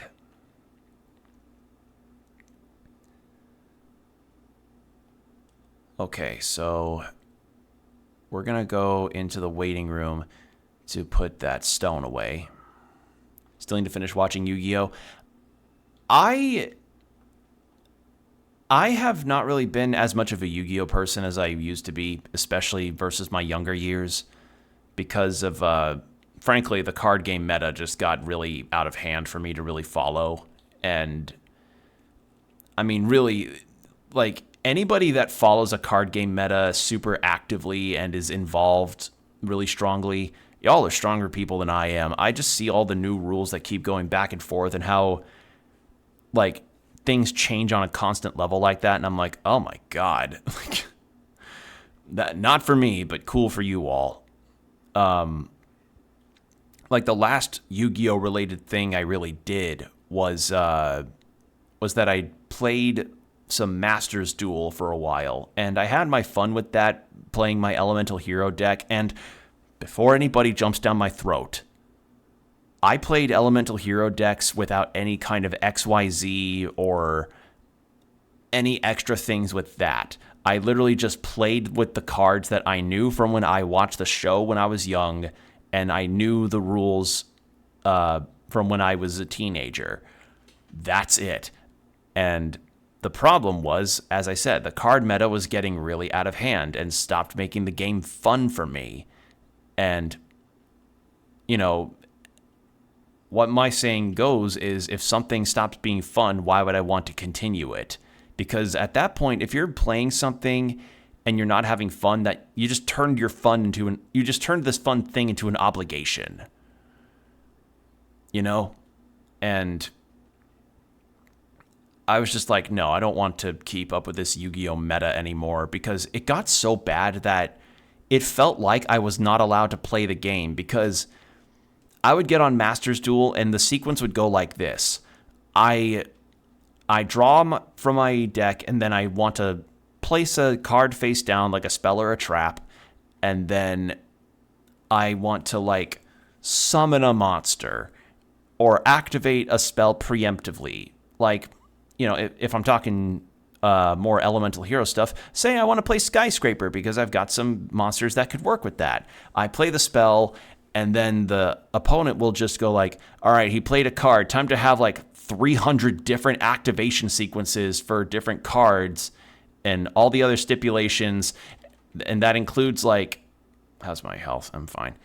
And that includes stipulations of, like, summons, special summons, flip summons, the other kind of summon where you do the Macarena and then Exodia comes out and wipes the field. Like, so much of modern Yu-Gi-Oh now is just looking like trying to get your opponent to lose in one turn the fastest. Like, it all just feels like the one turn game, and that's not fun, because then it feels like you're just not letting your opponent play at all.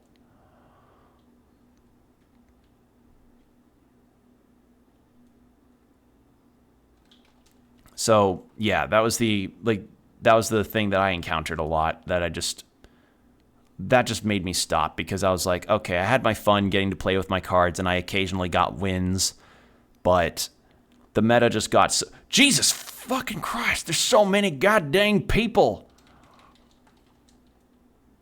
So many people. Throw away the key.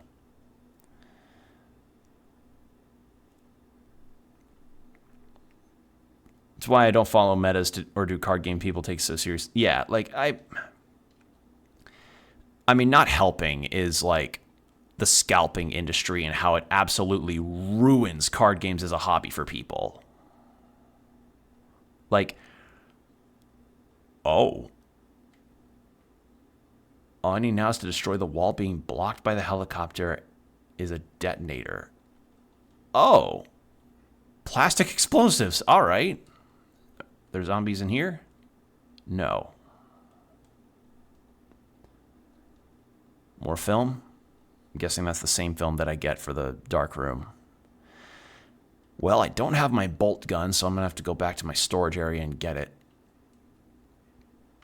Like, that's also the same reason why you're not ever going to see me play any kind of, like, fighting games or hero shooters.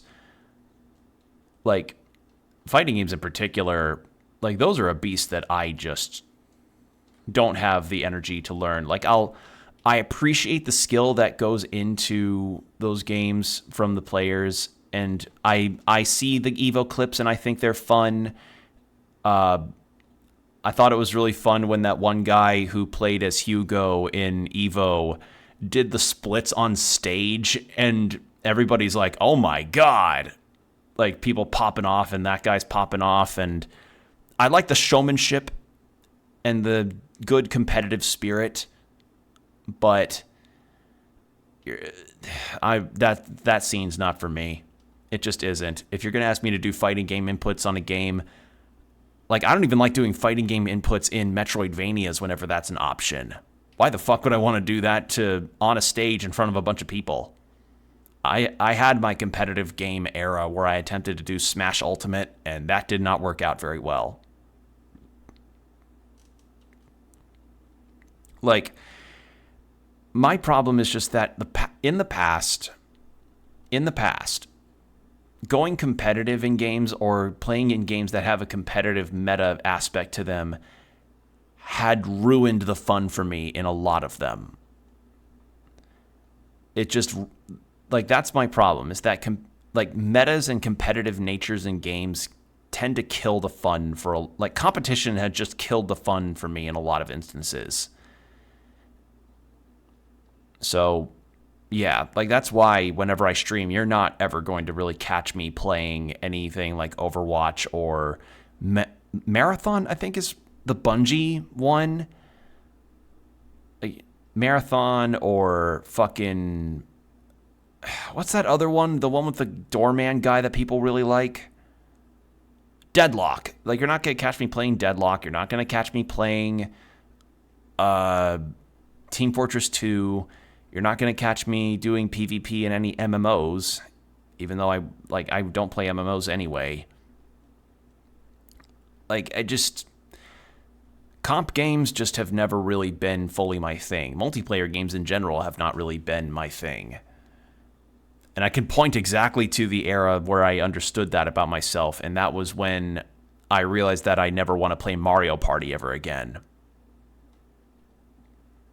Like, unironically, you're never going to catch me dead playing Mario Party. Like, or Mario Kart for that matter, because I had the unfortunate past of having a neighborhood person that would play with me and specifically would be, like, the type of guy that would only play with me because I was able to be won against really easily. Like, I was an easy opponent for him.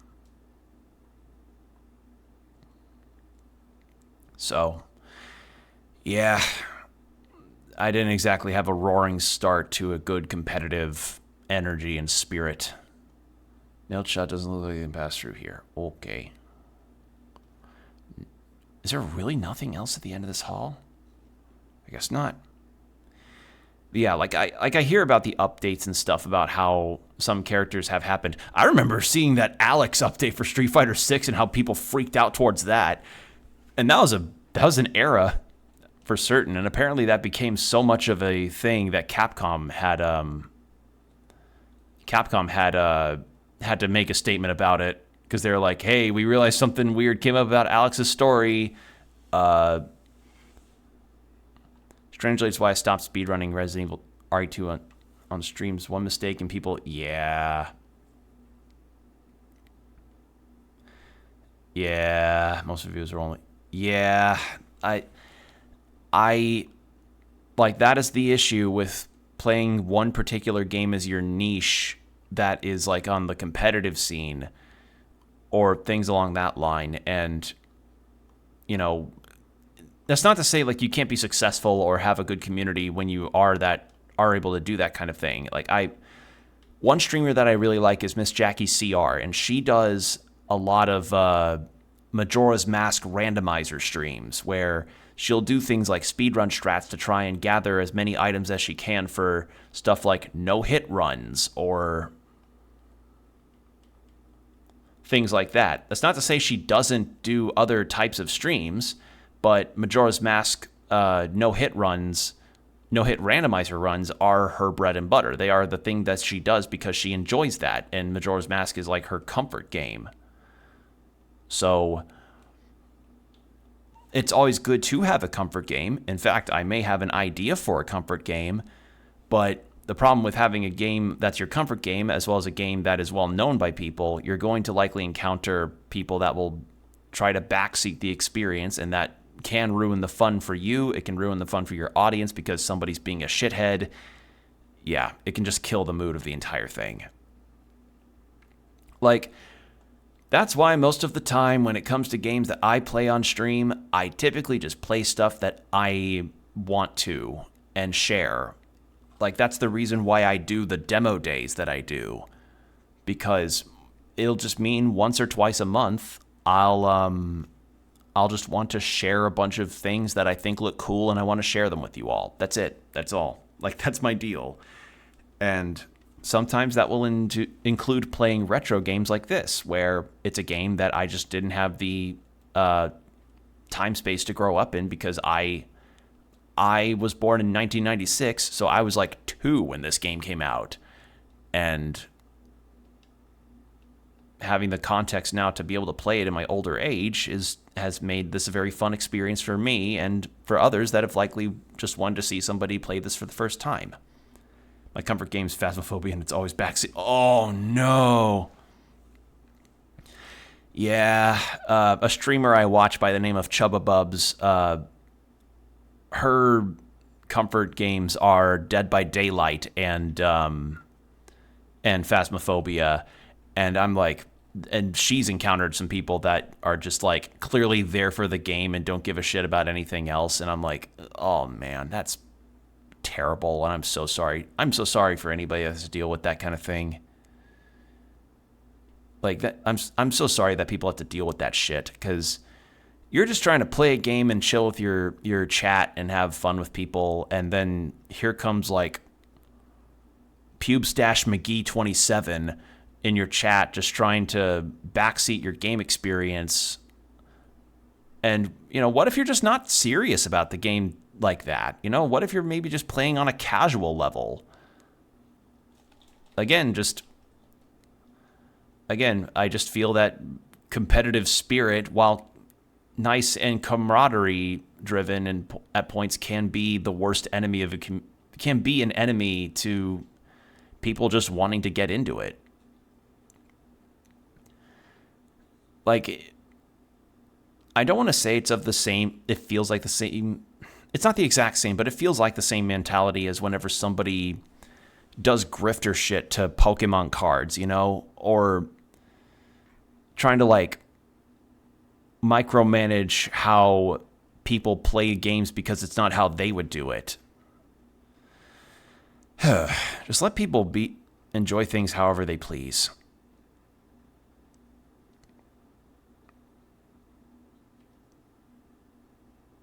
Oh, shit.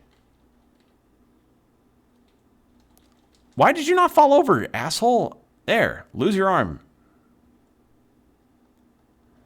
My community is a lot smaller now, but if I'm playing anything that they've mastered, it will sit there and let me suffer just to enjoy it. So much better that way. Yeah, like, if I were to play... I'm confident that if I were to play something like Silksong right now, y'all would, like, many people would be really cool about it, because I played Hollow Knight on stream and people were cool about that. But I do also understand the undercurrent I've seen of people that will, like, be horribly backseaty and say, like, streamer is bad at a game that, you know, does require a lot of degrees of skill and patience. And unfortunately, that same amount of skill and patience, especially the patience part, is just not afforded to the streamer because people expect perfection immediately, even if it's a first playthrough.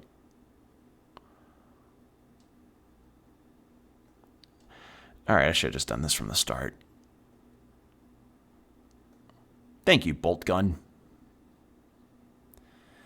Okay. This could have gone more smoothly. The fuck is this? Is this the... Oh. I see. Is there anything else here? Maybe if I check behind the desk in the police sitting area, maybe I can see if there's ammo there. Do an Elden Ring playthrough. Oh, no. Oh, yeah. Souls games in particular are notoriously bad with that. I remember an instance where it's also for trolling too, where people will just want to come in and then like try to match with you to fight in like the PvP when all you're really there to do is just enjoy the story and the playthrough. I played Demon Souls on PS5 a while back, and somebody just came in and asked, like, you want to do a private match? And I was like, sorry, I'm not playing online.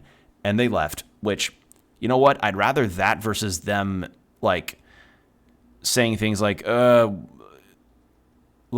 what, you too scared to play against me or something? Like, turn on your online. But I didn't for a couple reasons. One, I genuinely did not want to play online. And two, or for a few reasons. One, I didn't want to play online. Two, I don't feel like PvPing people. And three, I don't want to, like, give ammo to the people that are just there to, like, snipe streamer and then move on with their day. You know?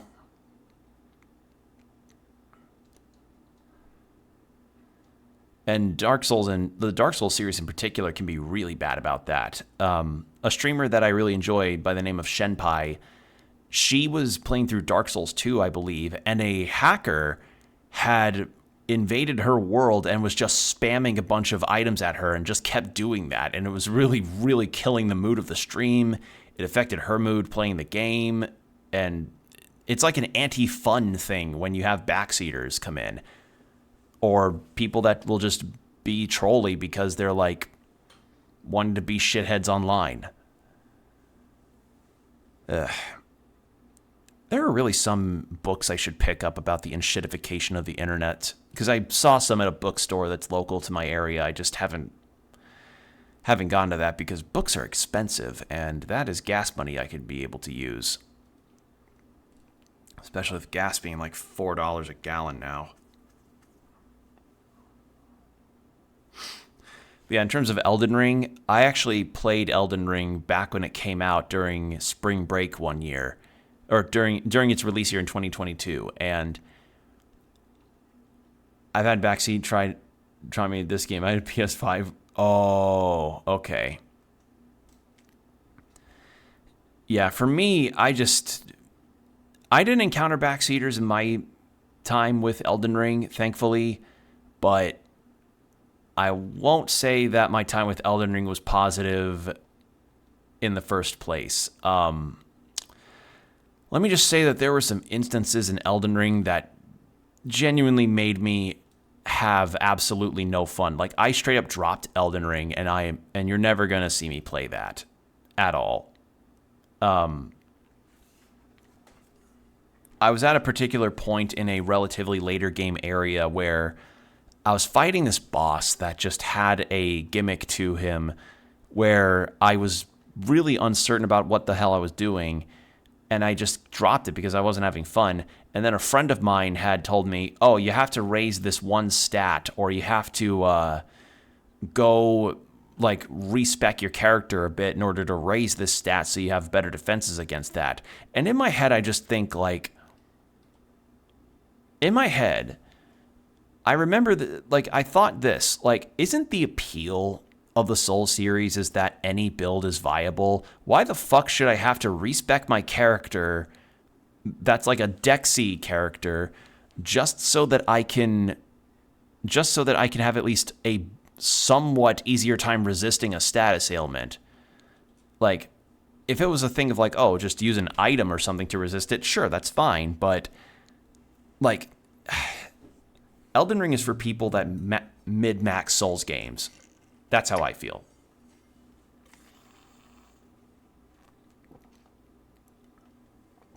Okay, so that's a no.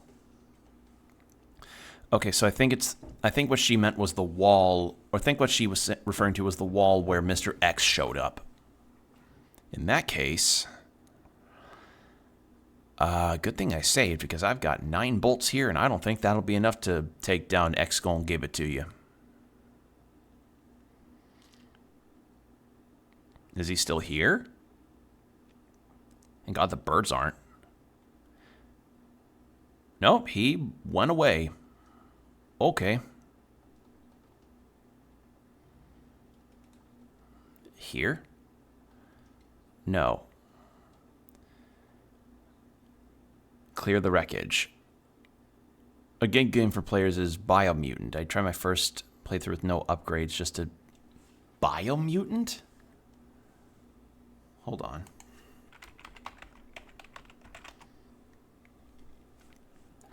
Oh, I've seen this game. Yeah, Jesus, that game was released 5 years ago. Yeah, I remember seeing this around. Didn't look like my cup of tea, but yeah, I remember seeing the cover art of that. The fuck? Can't open it because of debris.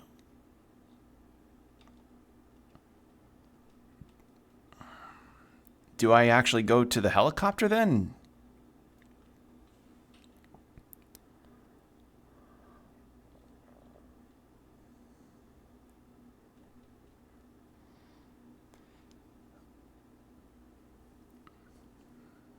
All right, well, let's go try that.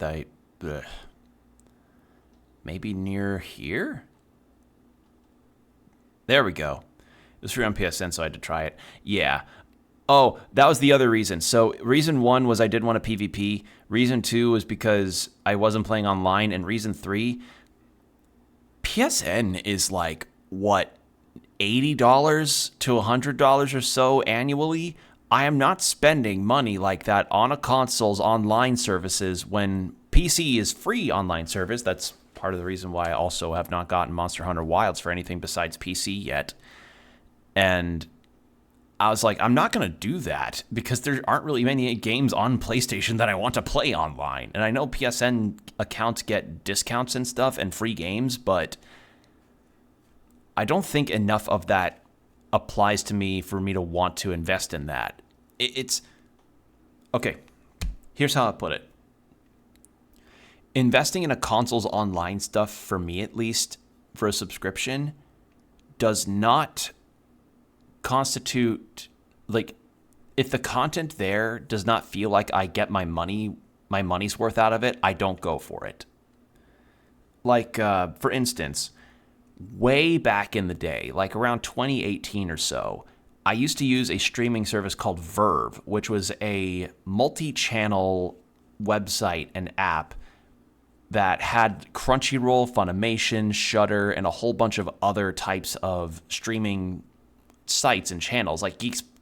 Was it Geeks? No, not Geeks Plus. It was Geek Sundry. That's what it was. Geek Sundry, just all sorts of things on there. And it was just this big platform where for about $10 a month, you just got access to nearly everything on there. And it was due to that I got to watch a lot of really nice dubbed anime. Through High Dive, I got to watch Kino's Journey. I was able to catch up for a lot of shows with that. And it was like $10 a month. It was wonderful. Sadly, the service is no longer available because Crunchyroll decides to be a fucking monopoly now and also be a genuinely shit service year after year. But that was an instance of a subscription being worth my money because I got a lot out of it that I knew $10 was going to go towards. And on top of that, I was supporting a platform that also supported the industries that I really liked.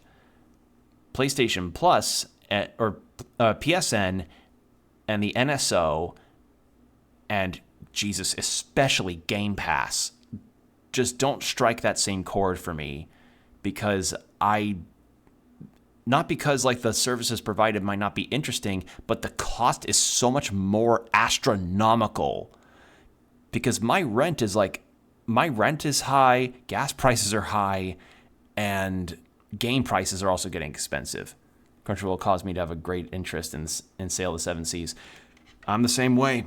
Sadly, Sailing the Seven Seas looks like the only viable option for me to do things like watch Witch Hat Atelier or catch up on some of the shows that I haven't been able to watch because, sadly, Crunchyroll made it so that you have to have a premium account to even watch their shows anymore.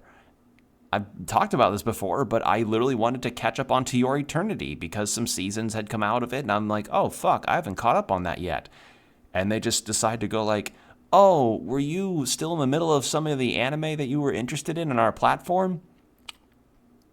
Well, yeah, it's going to be some premium account money so that you can actually watch your thing again and continue where you left off. And I'm like, fucking excuse me? Like, why? Because their old model of like free account holders just get your episodes a week later with ads and slightly lower video quality was fine. Because I grew up in the era of YouTube watching where videos were like 240p at best. Just... Oh, man. We're in a hellscape. We really and truly are.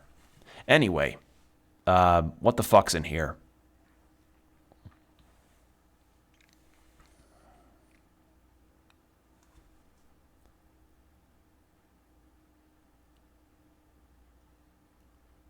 Oh no.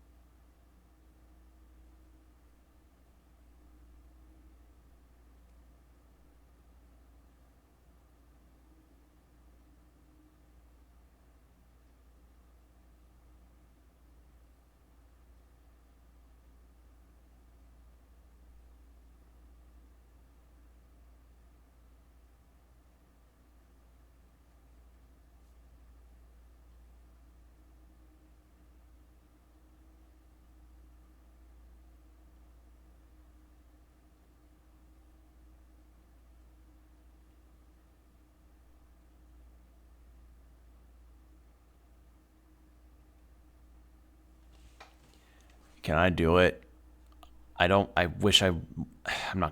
can't waste bolts on... I know I can't kill him, but damn it, I really wish I could. I'd love to get back in the anime, but after asking Reddit for shows to watch, I'm now scared. Okay, question. How long ago did you ask Reddit? And second, did you go to other sources besides Reddit? Because there are some genuinely good shows out there right now. It's just... Sadly, we live in an era where, like, I'm missing cable boxes, to put it mildly. Because Witch Hat Atelier looks great, and I read the first volume, and I can attest that it's good. And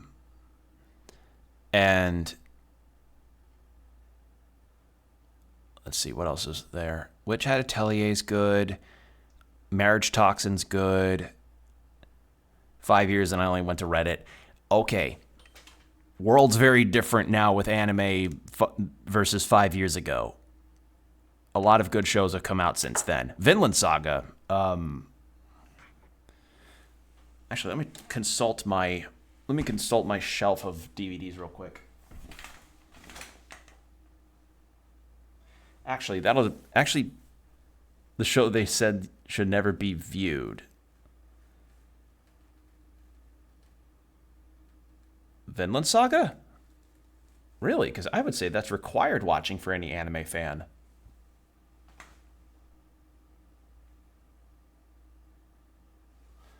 Unless it's one that you can't type in chat, which I don't know. Anyway, I guess it kind of depends if you're looking for new ones or old ones. Because there's a lot of good newer shows that are out, ones that I do have my eye on, but as I said, the time is just not really afforded to me right now because I've just got too many things going around with cooking and work and grocery shopping and cleaning my apartment. Just a lot of a lot of these just adult things that I don't have the time for. I don't have the time for anime right now, which sucks because there's so many things I want to watch. And then there's, old stuff, which, there are some genuine classics that I would recommend. Most of the old classics that I've actually got on my shelf, some of which aren't even in print anymore because Funimation is no longer a thing, which is a goddamn travesty. Because I understand Funimation wasn't perfect. Oh no, it was worse. I definitely cannot type in chat. It's not gone strong language, but if anyone searched for it, I'll feel very bad. Okay, good to know. But yeah, Diary B. As I was straightening up the chief's room, he burst through the door with a furious look on his face. It's only been 2 months since I started working here, but that's been the second time I've seen him like this. The last time was when I bumped into that statue. Only this time he looked even more agitated than ever. I seriously thought for a moment that he was going to hurt me. I finally discovered what the chief has been hiding all along. If he finds out that I know, my life will be in serious danger. It's getting late already. I'm just going to have to take this one day at a time.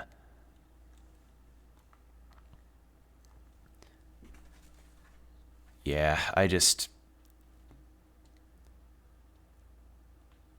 I just light the... Can be used. Do need to get back to Attack on Titan at some point. Just not got the time.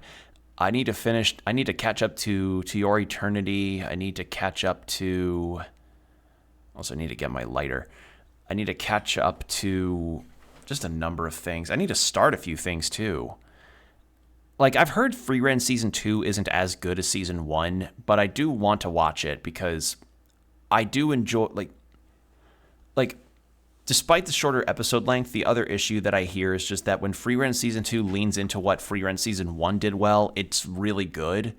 But then when it decides to go in some different directions, it doesn't pull it off as strongly, which is unfortunate to hear, but I want to, at the very least, watch it myself to get an idea.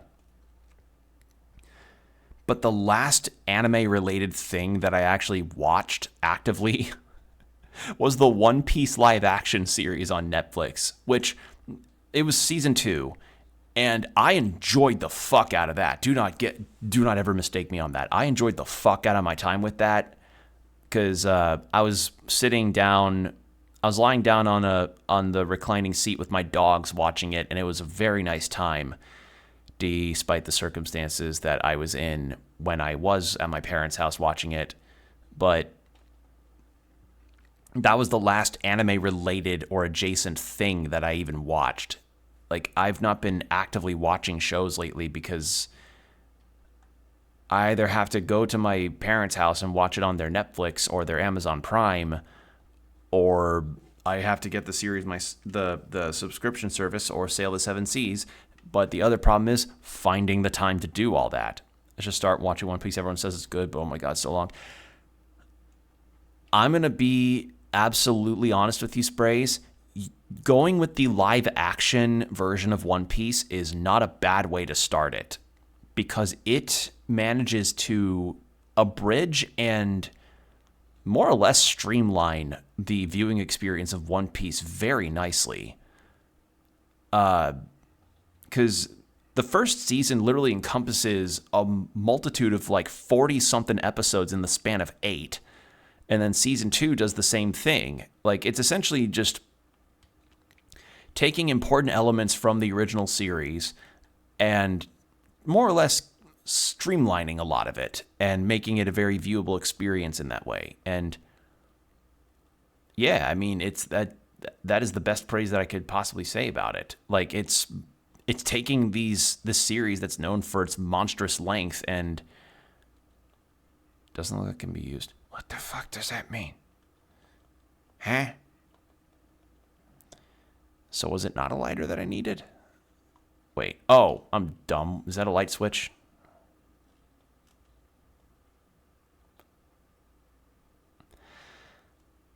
Well, back this goes. God damn it.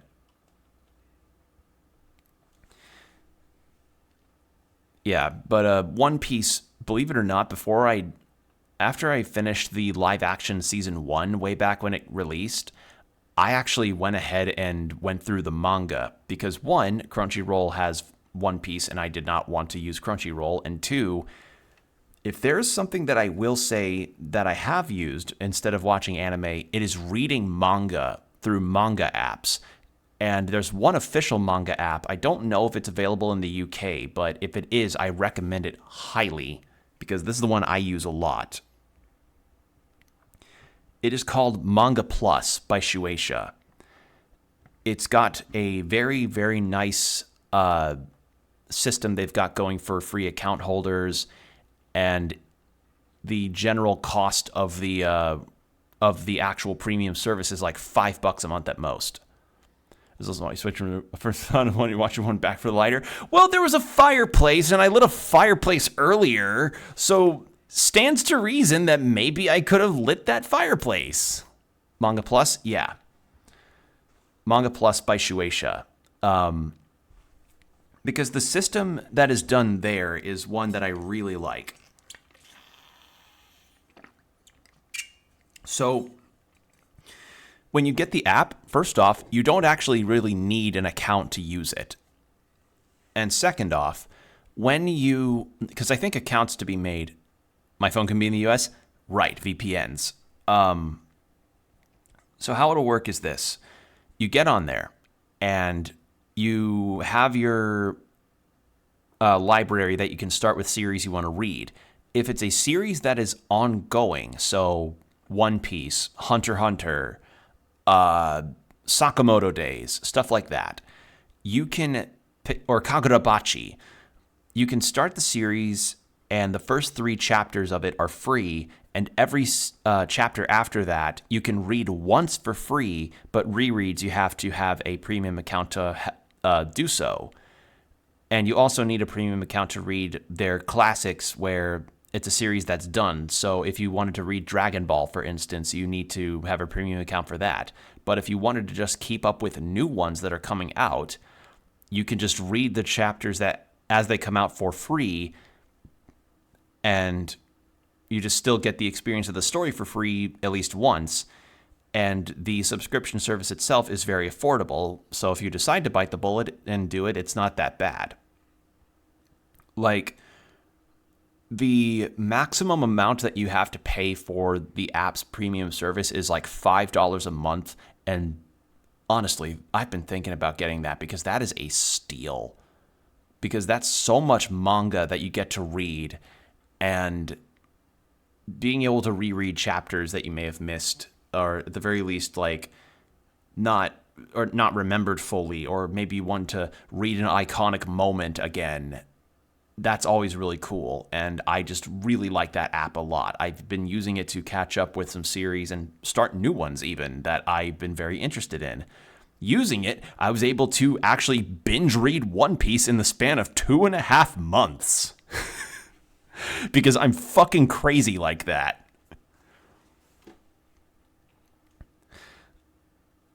Then I also caught up with Marriage Toxin. I caught up with Hunter x Hunter after the point where I stopped in the manga originally.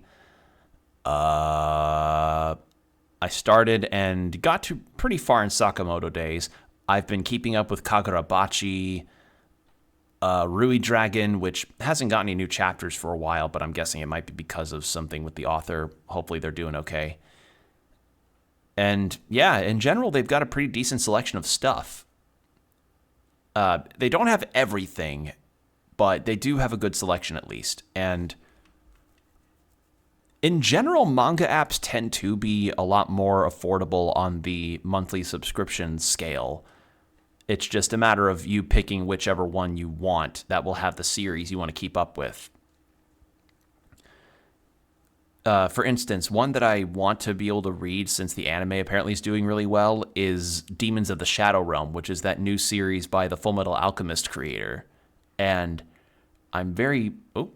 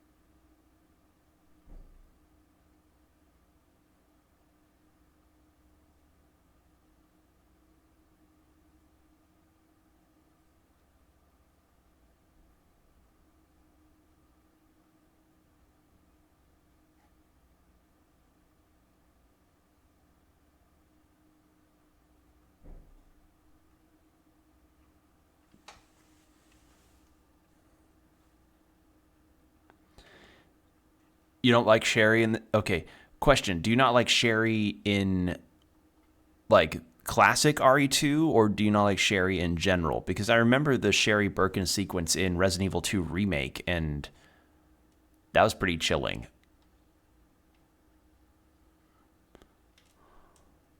If maybe a bit pace-killing on replays. But yeah, basically, Manga Plus by Shueisha, big recommendation. Generally, manga apps in general. Bookwalker's also really good with their selection as well, because they've got a lot of the major releases. They have Witch Hat Atelier, along with a bunch of other light novels that I would recommend. And actually, I don't know if they have an app, but speaking of comics and manga, some really cool news happened. So a union was formed from employees that work for Dark Horse Comics, which is one of the more well-known comic publishers, like, in existence. Like, they're one of the big companies that do that. But apparently there had been enough complaints with how the employees and creators of comics and publication were treated that they unionized, and the CEO apparently put out on social media was like, oh, we see how bad it is. We are going to fully agree with all of the union's demands, and we are sorry that things were as bad as they were for them to have to do this. And everybody reacted to that being like, whoa, that's actually some really, really good news. It's this one. She kills the pace in the remake, but not in a way that makes me hate her. She's annoying in this one. Okay. Also, ad break starting in 5 minutes. Heads up. Or in 4 minutes, more like. But yeah, that's the deal. I like manga apps because... And he's gone. Because as somebody that's a fast reader, a relatively fast reader, I enjoy being able to, like, go through a manga at my own pace the way that I do. Oh boy. All right, Chief's Diary. September 23rd. It's all over. Those imbeciles from Umbrella have finally done it. Despite all their promises, they've ruined my town. Soon the streets will be infested with zombies. I'm beginning to think that I may be infected myself. I'll kill everyone in town if this turns out to be true. September 24th. I was successful in spreading confusion amongst the police as planned. I've made sure that no one from the outside will come to help. With the delays in police actions, no one will have the chance to escape my city alive. I've seen to it personally that all escape routes from inside the precinct have been cut off as well. There are several survivors still attempting to escape through the lower levels, but I'll make sure no one gets out. September 26th. I've had a change of heart about the remaining survivors inside the precinct. I've decided to hunt them down myself. I shot Ed in the back through the heart less than an hour ago. I watched him writhe in pain upon the floor in a pool of his own blood. The expression on his face was positively exquisite. He died with his eyes wide open, staring up at me. It was beautiful. I wonder if the mayor's daughter is still alive. I let her escape so I could enjoy hunting her down later. I'm going to enjoy my new trophy. Yes, frozen forever in the pose I chose to give her. Irons is written so much better in this game, so much darker. Very, very fucking evil. Ugh, God, that's slimy. Like, that's Hojo in FF7 remake levels of just, I could feel the perspiration of sludge off of this guy.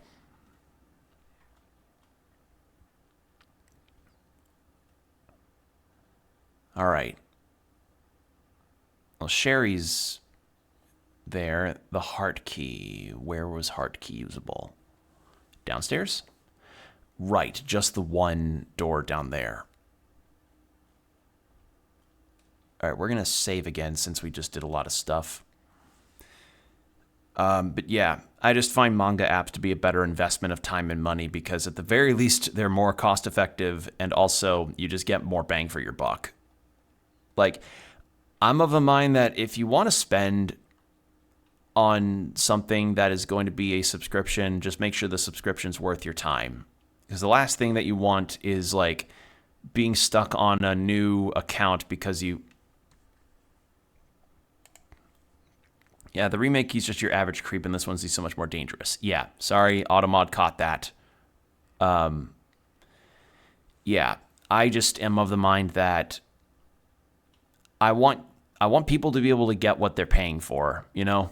Like, if you're going to be paying for something, it may as well be something that's worth your money. Because, unfortunately, capitalist hellscape means everybody's trying to get at your money. All right. So we're going to go through the police area down there and then get to the heart door. But we also have the ad break coming up. So let's get down this ladder, and then we're going to go into 3 minutes of ads with an hour of BRB. Was the C word, I'm guessing? No, it was... I'll explain after the ad break. BRB, everybody. Hydrate, stretch, do whatever you need to do. And we're back. All right, so... Oh, sorry, I had a big yawn. So what Automod caught sprays was the whole phrase, just your average creep or average creep. Like, Automod will go after entire phrases as opposed to just one word, which is very odd. Like, very, very odd that they decide to fixate on that. So weird. Like, Automod can be a very finicky, weird thing at points. Like, I think one time I was talking about... I was in a stream where somebody was talking about the idea of doing a charity raffle or charity auction, rather. And I mentioned the idea of it being similar to how CDawg VA did his auction of, like, people giving things of, like, collector's items, or, like, streamers and content creators giving their stuff over to donate to the Immune Deficiency Foundation. And for some reason, apparently, Automod caught me saying something there, and I don't know for the life of me what it caught, but it was really bizarre, because I don't think I said anything that Automod would have caught, but apparently it did. Oh, I can understand context to a point? That's strange. Yeah, it's really weird.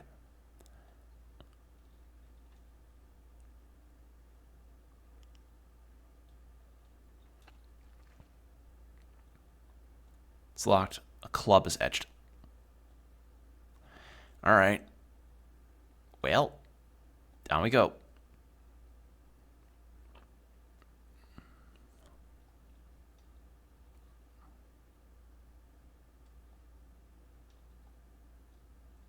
Oh. No enemies? Really? Okay. Interesting.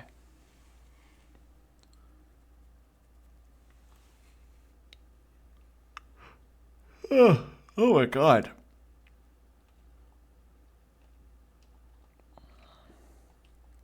Basement 1 map. Is this the same puzzle?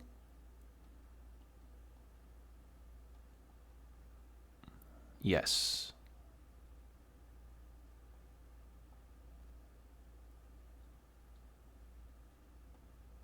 Down.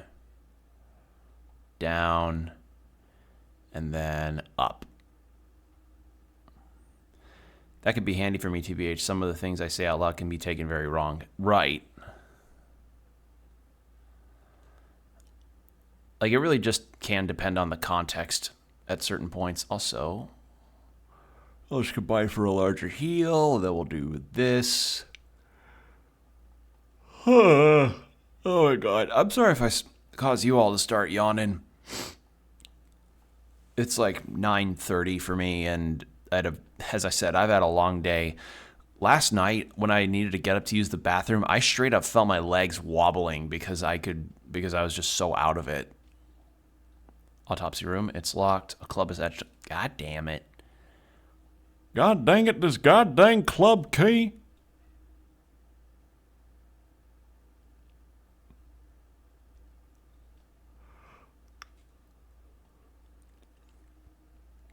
Hank, you gotta understand, the club key ain't real. It's all an umbrella Corps conspiracy. Trying to get you to... Already yawning, 3:35 a.m. Oh. Dang it, Bobby, I'm telling you, you can't just have to keep finding keys all over the place. You gotta find the... You can't just keep trying to ram into doors. You gotta find the right corresponding key. Less than 6 a.m.? Oh, that's awful. I'm so sorry you have to deal with that. Alright, I'm not fucking dealing with these things. 20 what? Jesus fucking God. Yeah, like... I could not imagine having a graveyard shift of that caliber. That sounds miserable. Honest to God. Like, that sounds really miserable. Like, you're essentially, like, sleeping the same time that you have to rely on your own cooking a whole lot, which I already do, but you have to rely on also potentially other restaurants being open at 2 a.m., potentially. Like, and actually, I say that. There's actually a chicken place that's near me, like a fried chicken place that's open near me that I'm really curious about because during one of the night shifts, a coworker of mine had it, and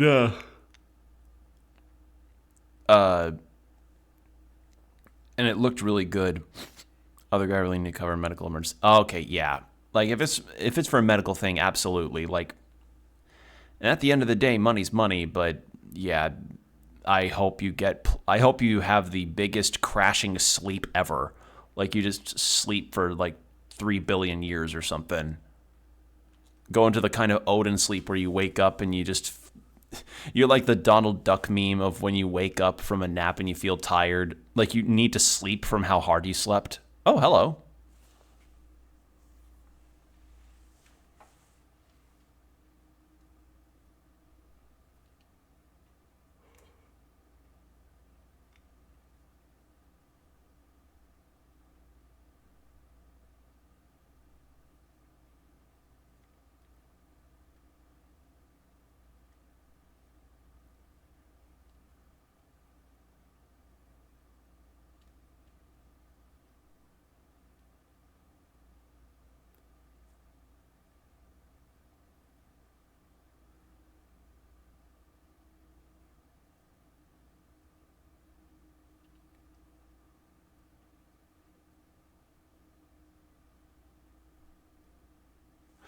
Oh dear. I have to play as her now. Okay. Going for a massive breakfast after this shift with with the missus, then going to bed. Already canceled my stream for tomorrow. Yeah, understandable. Like if you like, I've had days where I'm just so pooped from work. I wish I could cancel, but I wanted to give this first week of a weekday schedule style a try. Just staying in bed until my body healed. Yeah.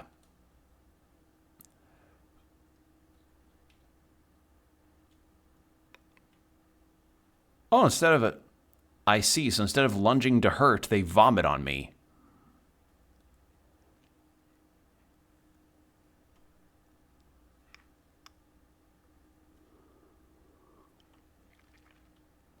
Excuse me. Yeah, I'll be probably streaming for another 20 minutes or so. I'm, on top of being tired, I just feel it. But yeah, I wanted to give this new weekday schedule a go. And I like this weekday schedule. It's just been a really fucking rough week for me so far. Like, it's just a lot of deep cleaning, and then I got a sunburn, and then it's just been a bunch of miscommunication, and it's just not been ideal. So, thankfully, Friday's tomorrow, and I'm not planning on streaming then. Interesting, Sherry pushes the box faster than Ada. Maybe Ada doesn't have very good traction on her shoes? I don't know, that could be a thing. Maybe Sherry's got... Oh, wait. What if Sherry's got cleats on or something? You know, like soccer cleats. I'm sorry, football football cleats. Forgot, I should be more proper and do the UK and Europe thing. Sorry for my cheeseburger unit brain.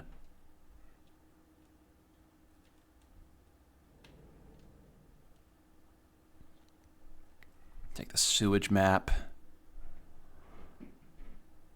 Like, I'm trying to do some level of, like, non-cheeseburger brain of saying herb instead of herb.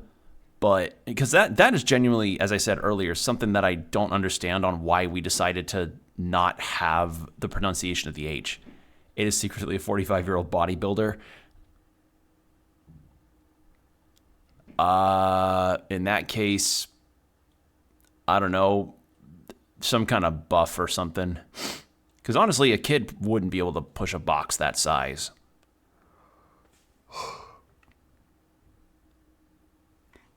All right.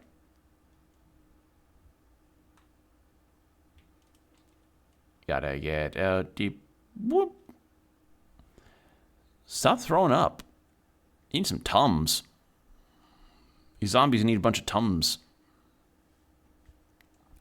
I stream at night, so I have to use the burger brain. Ah, right. Because nighttime for you would be daytime for Americans. Yes!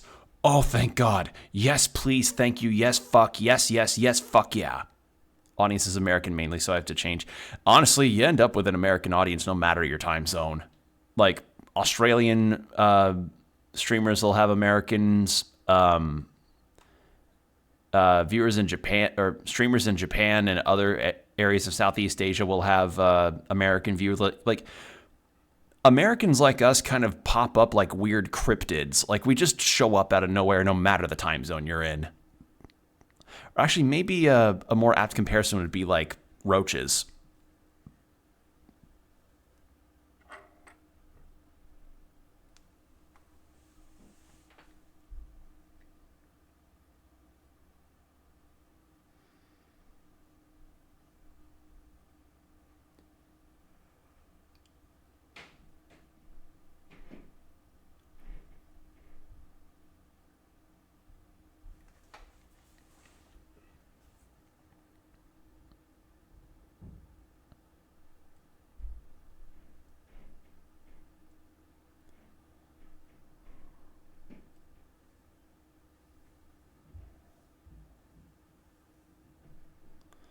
Mostly not bad audience for the most part. One or two following the dumb American stereotype. Oh, hello.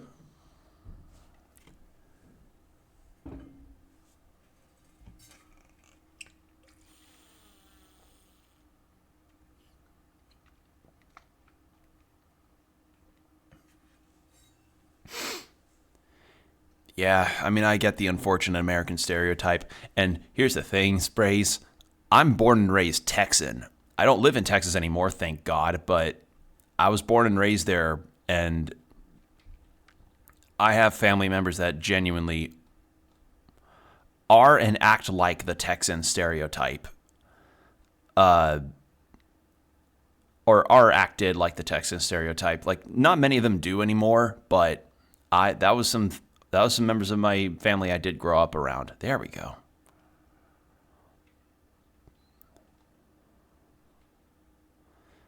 I think maybe I just put one of these healing items away.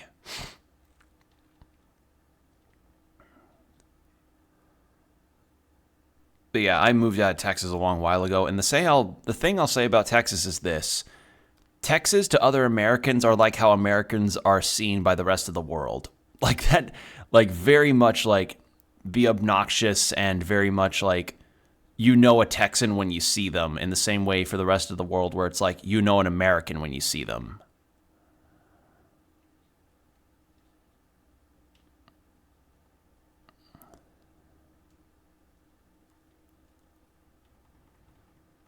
All right, I only have 9 bolts, and then we have 6 grenade rounds.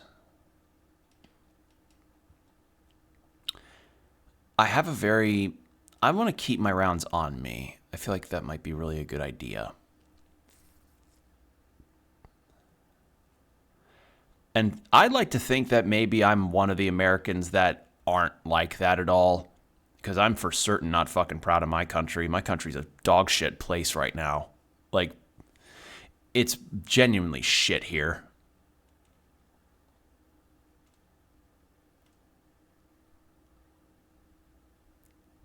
And I've had a lot of audiences outside of America that have been very nice to me. Jen had texted and tried to tell me he didn't have an accent because he was from America. No, Americans have an accent, god damn it, in the same way that, like almost died of a brain hemorrhage. Like, no, Americans have accents. Like, you just like there's just a thing of having a neutral accent. Like, neutral accents are a thing. I have a neutral accent. Like, despite being born and raised Texan, my accent is far more Midwestern. And, you know, if I wanted to go more, like, Southern sounding, like, I could do that. You know, I could do... Part of me would probably think about maybe doing an entire stream sounding like this, but I don't know if y'all would like that. Because the other thing is, despite being raised there, you don't really get this country sound unless you're going like east to southeast Texas. Like, you need to go really far out. Because I grew up in the suburbs of like one of the major cities in Texas. I was not around the accent enough for me to ever... I'm just gonna fucking... I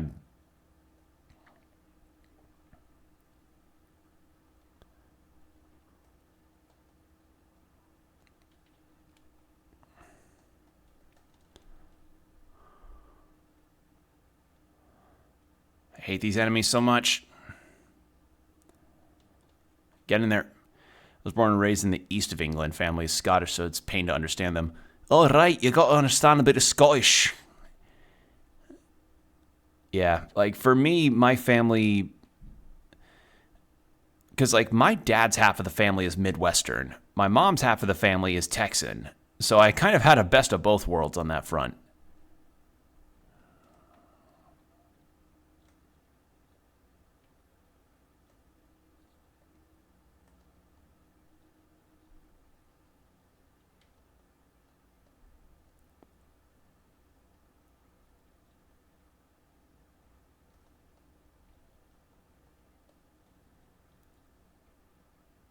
There we go. But yeah, like, I've been around a number of accents, and I just have thought about practicing them because accents are very fun to sort of figure out. It's just, you know, I don't practice them enough. What if one day I just came on and did a southern accent the entire time? You know, just did like a little bit of a... brought out a bit of the southern drawl, you know? Did a bit of a... Just tried to make myself sound a bit more like maybe some of my uncles and cousins, you know? Because, like, there's the other thing is that some southern accents don't exactly sound the same versus others. Like, a Texan southern doesn't sound the same as, like, maybe a Louisiana southern or a Georgia southern or a... well, definitely Louisiana or Mississippi. And then there's others that are, like, not so much south as they are, like, East Coast with a bit of south energy. And don't even get me fucking started on Florida. Florida's like... If I described Americans like a cryptid, Florida's some kind of weird eldritch monster. Like what you see in them... like what you see in them Lovecraft books. See, the accent reminds me of an actor, and I cannot for the life of me remember who. Which one, my country or my Scottish? My Scottish not really that perfect. I've got a lot of practice to do with the Scottish accent. Although there was that one character in Metaphor Fantasio that really got me to spread my wings, as it were, so to speak. Don't even get me started on trying to do a Glaswegian dialect. That, like, I think I'd probably end up sounding like I'm summoning a fucking demon with that. Country? Okay. Alright. I understand I just burned a bunch of bolt gun ammo, but I fucking hate these enemies so much. Alright, I'm gonna go back down to the save room I was at. Do I want to go process this film right now? Would it be worth it? Why not? I've taken care of most of the enemies anyway. Oh, wait, that's the... No, I did take care of most of those enemies anyway.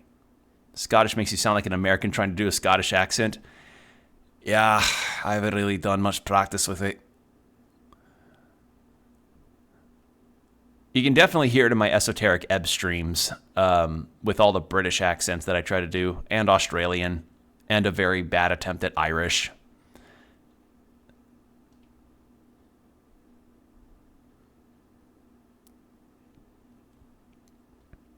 Because the real thing is, trying to do a British accent is, there's certain phrases and terms where you're trying to erase certain words that have maybe a lack of an R somewhere, or having to emphasize certain parts of words that just sound a bit unnatural for an American.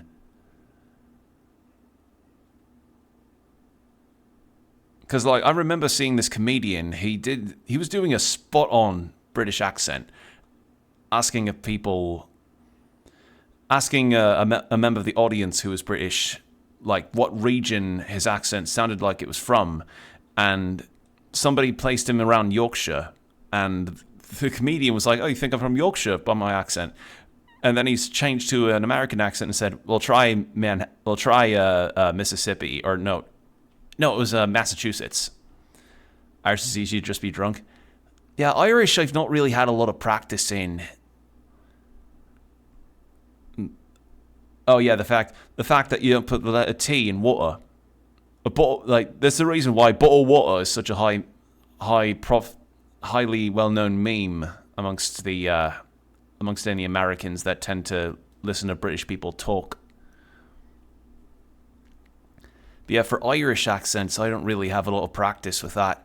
I know they emphasize their R's a bit more. Oh fuck. I'm saving those grenade rounds for something else. How about I instead take some fucking bolts and put it in this thing? Fuck! You know what? Fuck it. I'm running. I'm fucking running from this guy.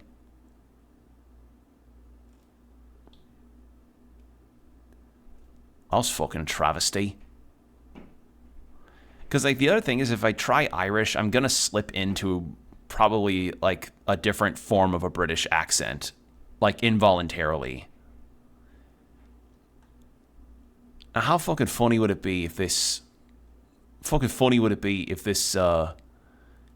if this film that I got turns out to be some kind of just meme picture or something. Wait, can I unlock this? Oh. Oh, that means I could get the one that was in the other place that... Oh my god. Maybe I should go for the other one then. And then there's also, like, trying to do, like, North Midwest accent. Like, if you do a Minnesota accent that has the influence of, like, the Scandinavian, you know? Oh, yeah, you're gonna sound a bit like this. Or, no, it's Irish. Well, you're gonna sound a bit like this. And you're gonna sound like you're gonna go to a nice Minnesota Vikings game, you betcha. Like, I haven't been around my family in Minnesota enough to hear the accent again. But you know a Minnesota accent when you hear it. Just sounds like a very pleasant Midwestern accent.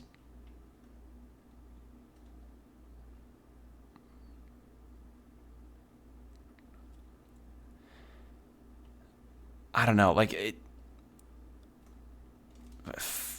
Get off me.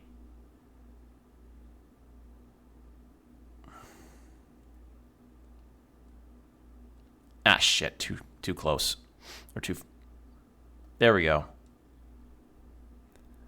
Oh, yeah, so there's, Then we go into the save room here, and we're gonna open up that there film and then see what's in here. Because this is the dark room. Probably not probably the same kind of film that god damn it. I'm trying not to slip into Irish when I do that, but it's really tough to. All right, film C. Due to accelerated metabolism relative to the earlier 00 series, this subject possesses exemplary regenerative capabilities. Okay, so that's just based on one of the new Tyrant ones.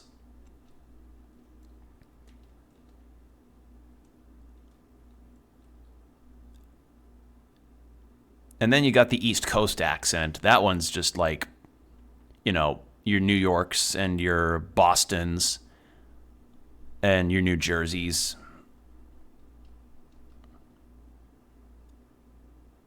Like, I don't think any of them probably sound as cartoonish as Meowth from Pokemon, but I assume some are probably close.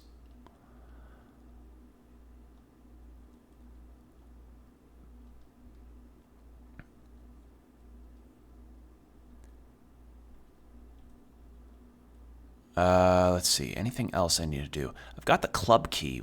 The club key was for the autopsy room and then 2 rooms here. We're close to the 3-hour mark. Let's go check those rooms, and then after that, I think will be a good spot to end. Oh yeah, we'll go over there, then we'll save our game, and then we'll probably end after that. Then I'll get myself a nice Juicy Lucy over by Matt's Bar and or 5-8 Club. I might need to listen to a Minnesota accent again to get it right. Or just hang around my grandparents for a little bit. Because a lot of time when they say "ja," it sounds like how you hear a Swedish person or a Scandinavian person say "ja." Ja. Oh yeah, you know, you got your Juicy Lucy there. You got it filled with cheddar cheese or pepper jack cheese. It's a good burger. If you don't know what a Juicy Lucy is, it's a kind of burger that you can get in Minnesota and I think other areas as well. It's not like a super big revolutionary thing, but I know it started there, I think, where you cook a burger that has cheese inside of the patty, so whenever you bite into it, it just oozes out. It's so good. Like, my family and I have not gotten them recently, but goddamn, they're tasty.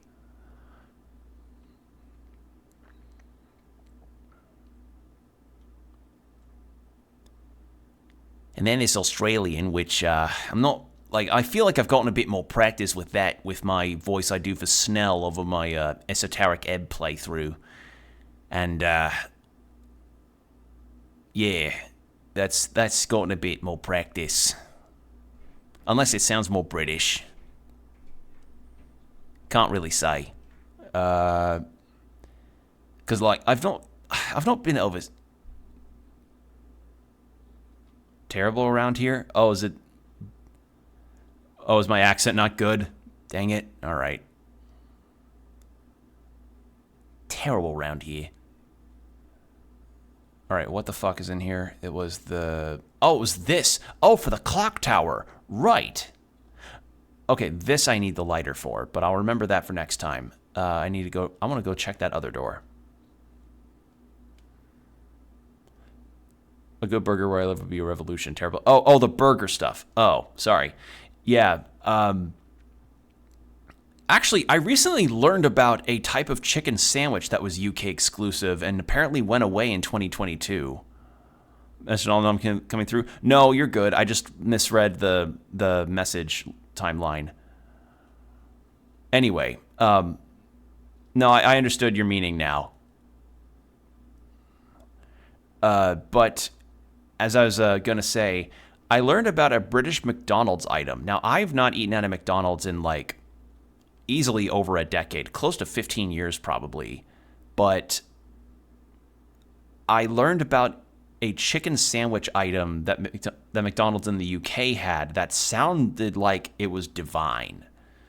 That apparently discontinued in 2022.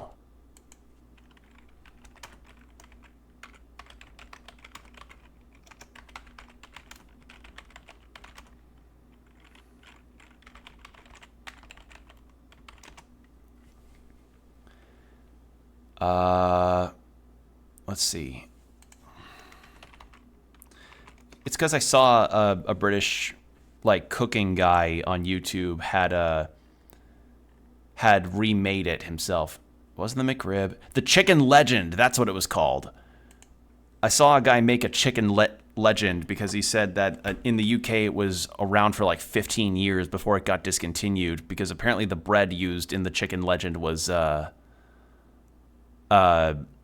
just not cost effective for them anymore. And I'm like, shit, because that Chicken Legend that he made looked fucking wonderful.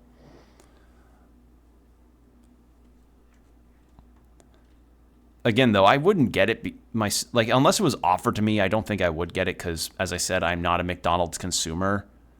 That's the one we kept losing burgers. Oh, that's unfortunate. Actually, I remember seeing that apparently there's a place in the UK that's making Philly cheesesteaks the proper way, with Cheese Whiz and everything, which, honestly, nice to hear because I understand Cheese Whiz is basically like not cheese in any capacity, and I know Cheese Whiz is illegal in the UK, but you get a good Philly cheesesteak with the Cheese Whiz. Ugh. Acid rounds. So instead of Magnum, it's acid rounds. Watchman's Diary, same deal about the guy who played chess with him. It was amazing. Sadly, we have baby-sized shite with tiny servings. Yeah, and sadly, America is not immune to the stupid discontinuation of foods. Sprays, I have a question for you. Do you know of the Choco Taco? Is there really nothing here? All right, I guess that's it. Oh, okay, it was just ink ribbons. Well, I should make room for that. Now we've got more club key doors. Let's put away the acid rounds, I think, and then we'll go get the ink ribbons, because I'd like to have more save abilities. But for those that may not know what a Choco Taco is, it's from Klondike, the ice cream bar place. I do not, but you have piqued my interest. Okay, it's a Klondike product. So you know those ice cream bars, like what could you do for a Klondike bar? It was an item from that company, and what it essentially was a waffle cone that was shaped like a taco that was filled with vanilla ice cream with rivulets of like a fudge drizzle that then had chocolate layered on top of it with walnuts. And it was divine. Hold on, let me find a picture, actually. And like I think it was like in 2018 or 2020 or something, they just got rid of it. Like, it was just gone. They did not... Please, no. Can I not find pictures of it?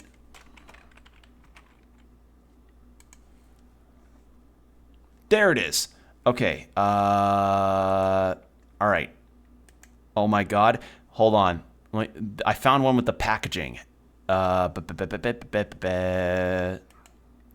Save image. Where's the pictures?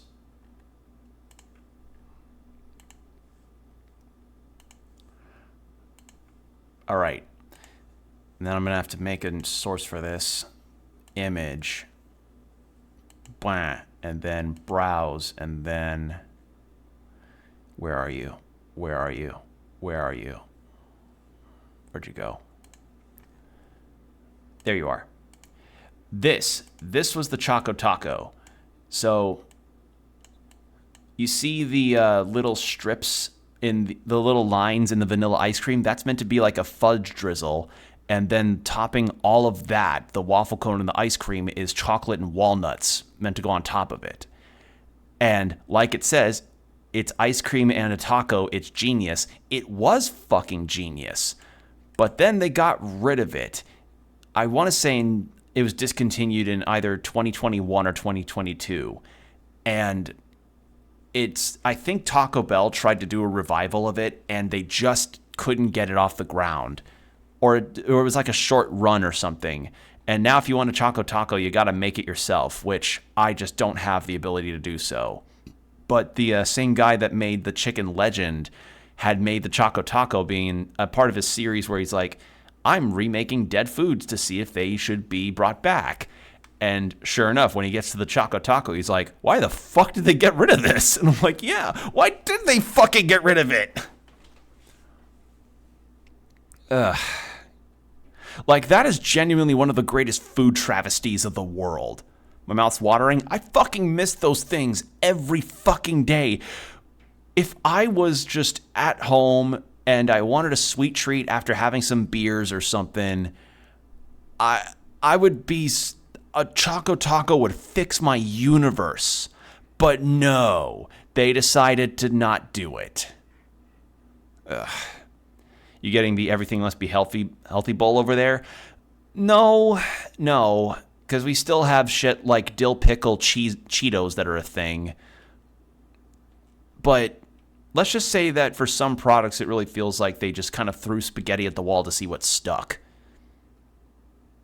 I think I remember seeing like pizza flavored Doritos or something, and I was like, what the hell kind of mentality does that work in? Oh.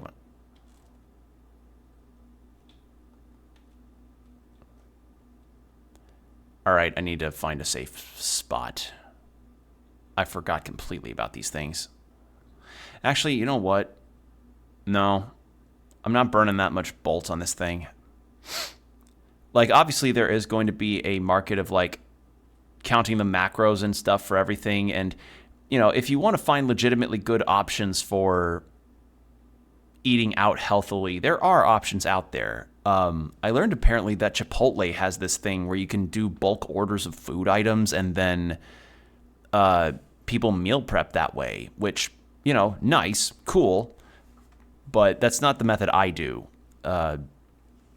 Presently, I actually just finished off a batch of chili that I made, venison chili, because my dad gave me 4 pounds of ground venison, and I've been figuring out recipes that I can use that in for cooking. And the next one I'm going to plan on is doing venison enchiladas, because I like enchiladas and they're pretty easy to make. And while they are not like the super health food, frankly, I am looking for something that will fill my gut and be able to power me for the day. I am not looking for something that will make me feel light and refreshed. You know, like, not to say that I don't mind food like that, but when you can't afford to always have those kinds of ingredients around, you got to make do with what you got. Like, literally one of my sweet treats that I usually do is berries, yogurt, and some granola. And I actually have a bunch of frozen pineapple chunks or frozen pineapple slices that I have in my fridge defrosting for me to have after I'm done with stream tonight. My doctors told me I need to gain weight, so I might visit the States to put a little fat. Yeah. Well, the other problem is food is also really expensive right now, like groceries in general. So you got to be selective about where you're going to go to eat. I mean, if anything, I've thought about needing to gain some weight myself because... Hold on. What's my weight in kilos?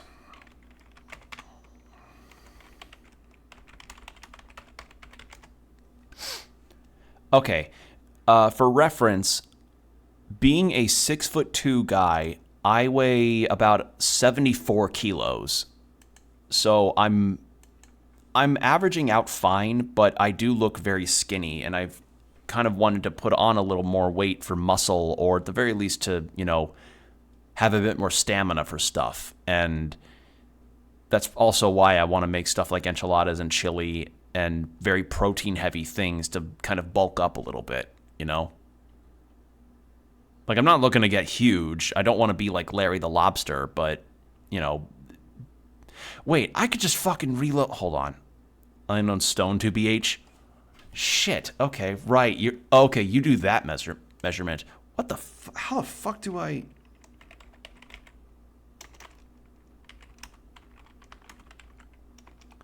Kilos to stones. Okay, so I'm 6 foot and 8 stone. Okay, I'm 6'2" and I weigh 11 stone, according to this converter I found for kilos to stone.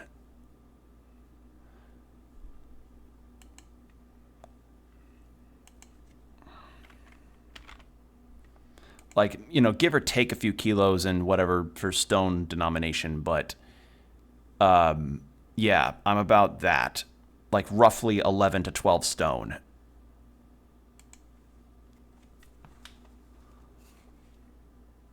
But yeah, if you're less stone than I am, then yeah, you definitely need to eat more. All right, I wanted to combine those, and that's a space free. So I can go back and grab the ink ribbon when I want. And Eric said clinics around here do everything in stone and are on my back, does in my head. Oh, okay. So it's just like the common measurement for your area. Got it. All right, well, I'm going to heal, and then I'm actually going to save because we are past the 3-hour mark, and I really would love to have some pineapple right now. So I'm going to do that and also shower. So thanks for joining me, everybody. I had a lot of fun tonight just getting to shoot the shit and hang out for a little while. So considering this is the end of the first week of me doing this weekday stream style, for VOD watchers, let me know how you feel about this, because as I said before, these are streams that are going to be more frequent but shorter versus the weekend streams that I had been doing, which are longer but maybe 2 to 1 streams or so. But this is like guaranteed 3 streams a week. So I kind of want to stick with this for a little while, see how it goes. I'll be sure to try and update the schedules and share what my schedules will be on my socials. So follow my Blue Sky and my YouTube to see when I put those out. And yeah. So VOD watchers, thanks for watching. Stay hydrated, keep your postures checked, be good out there, and I'll see you next time. Bye.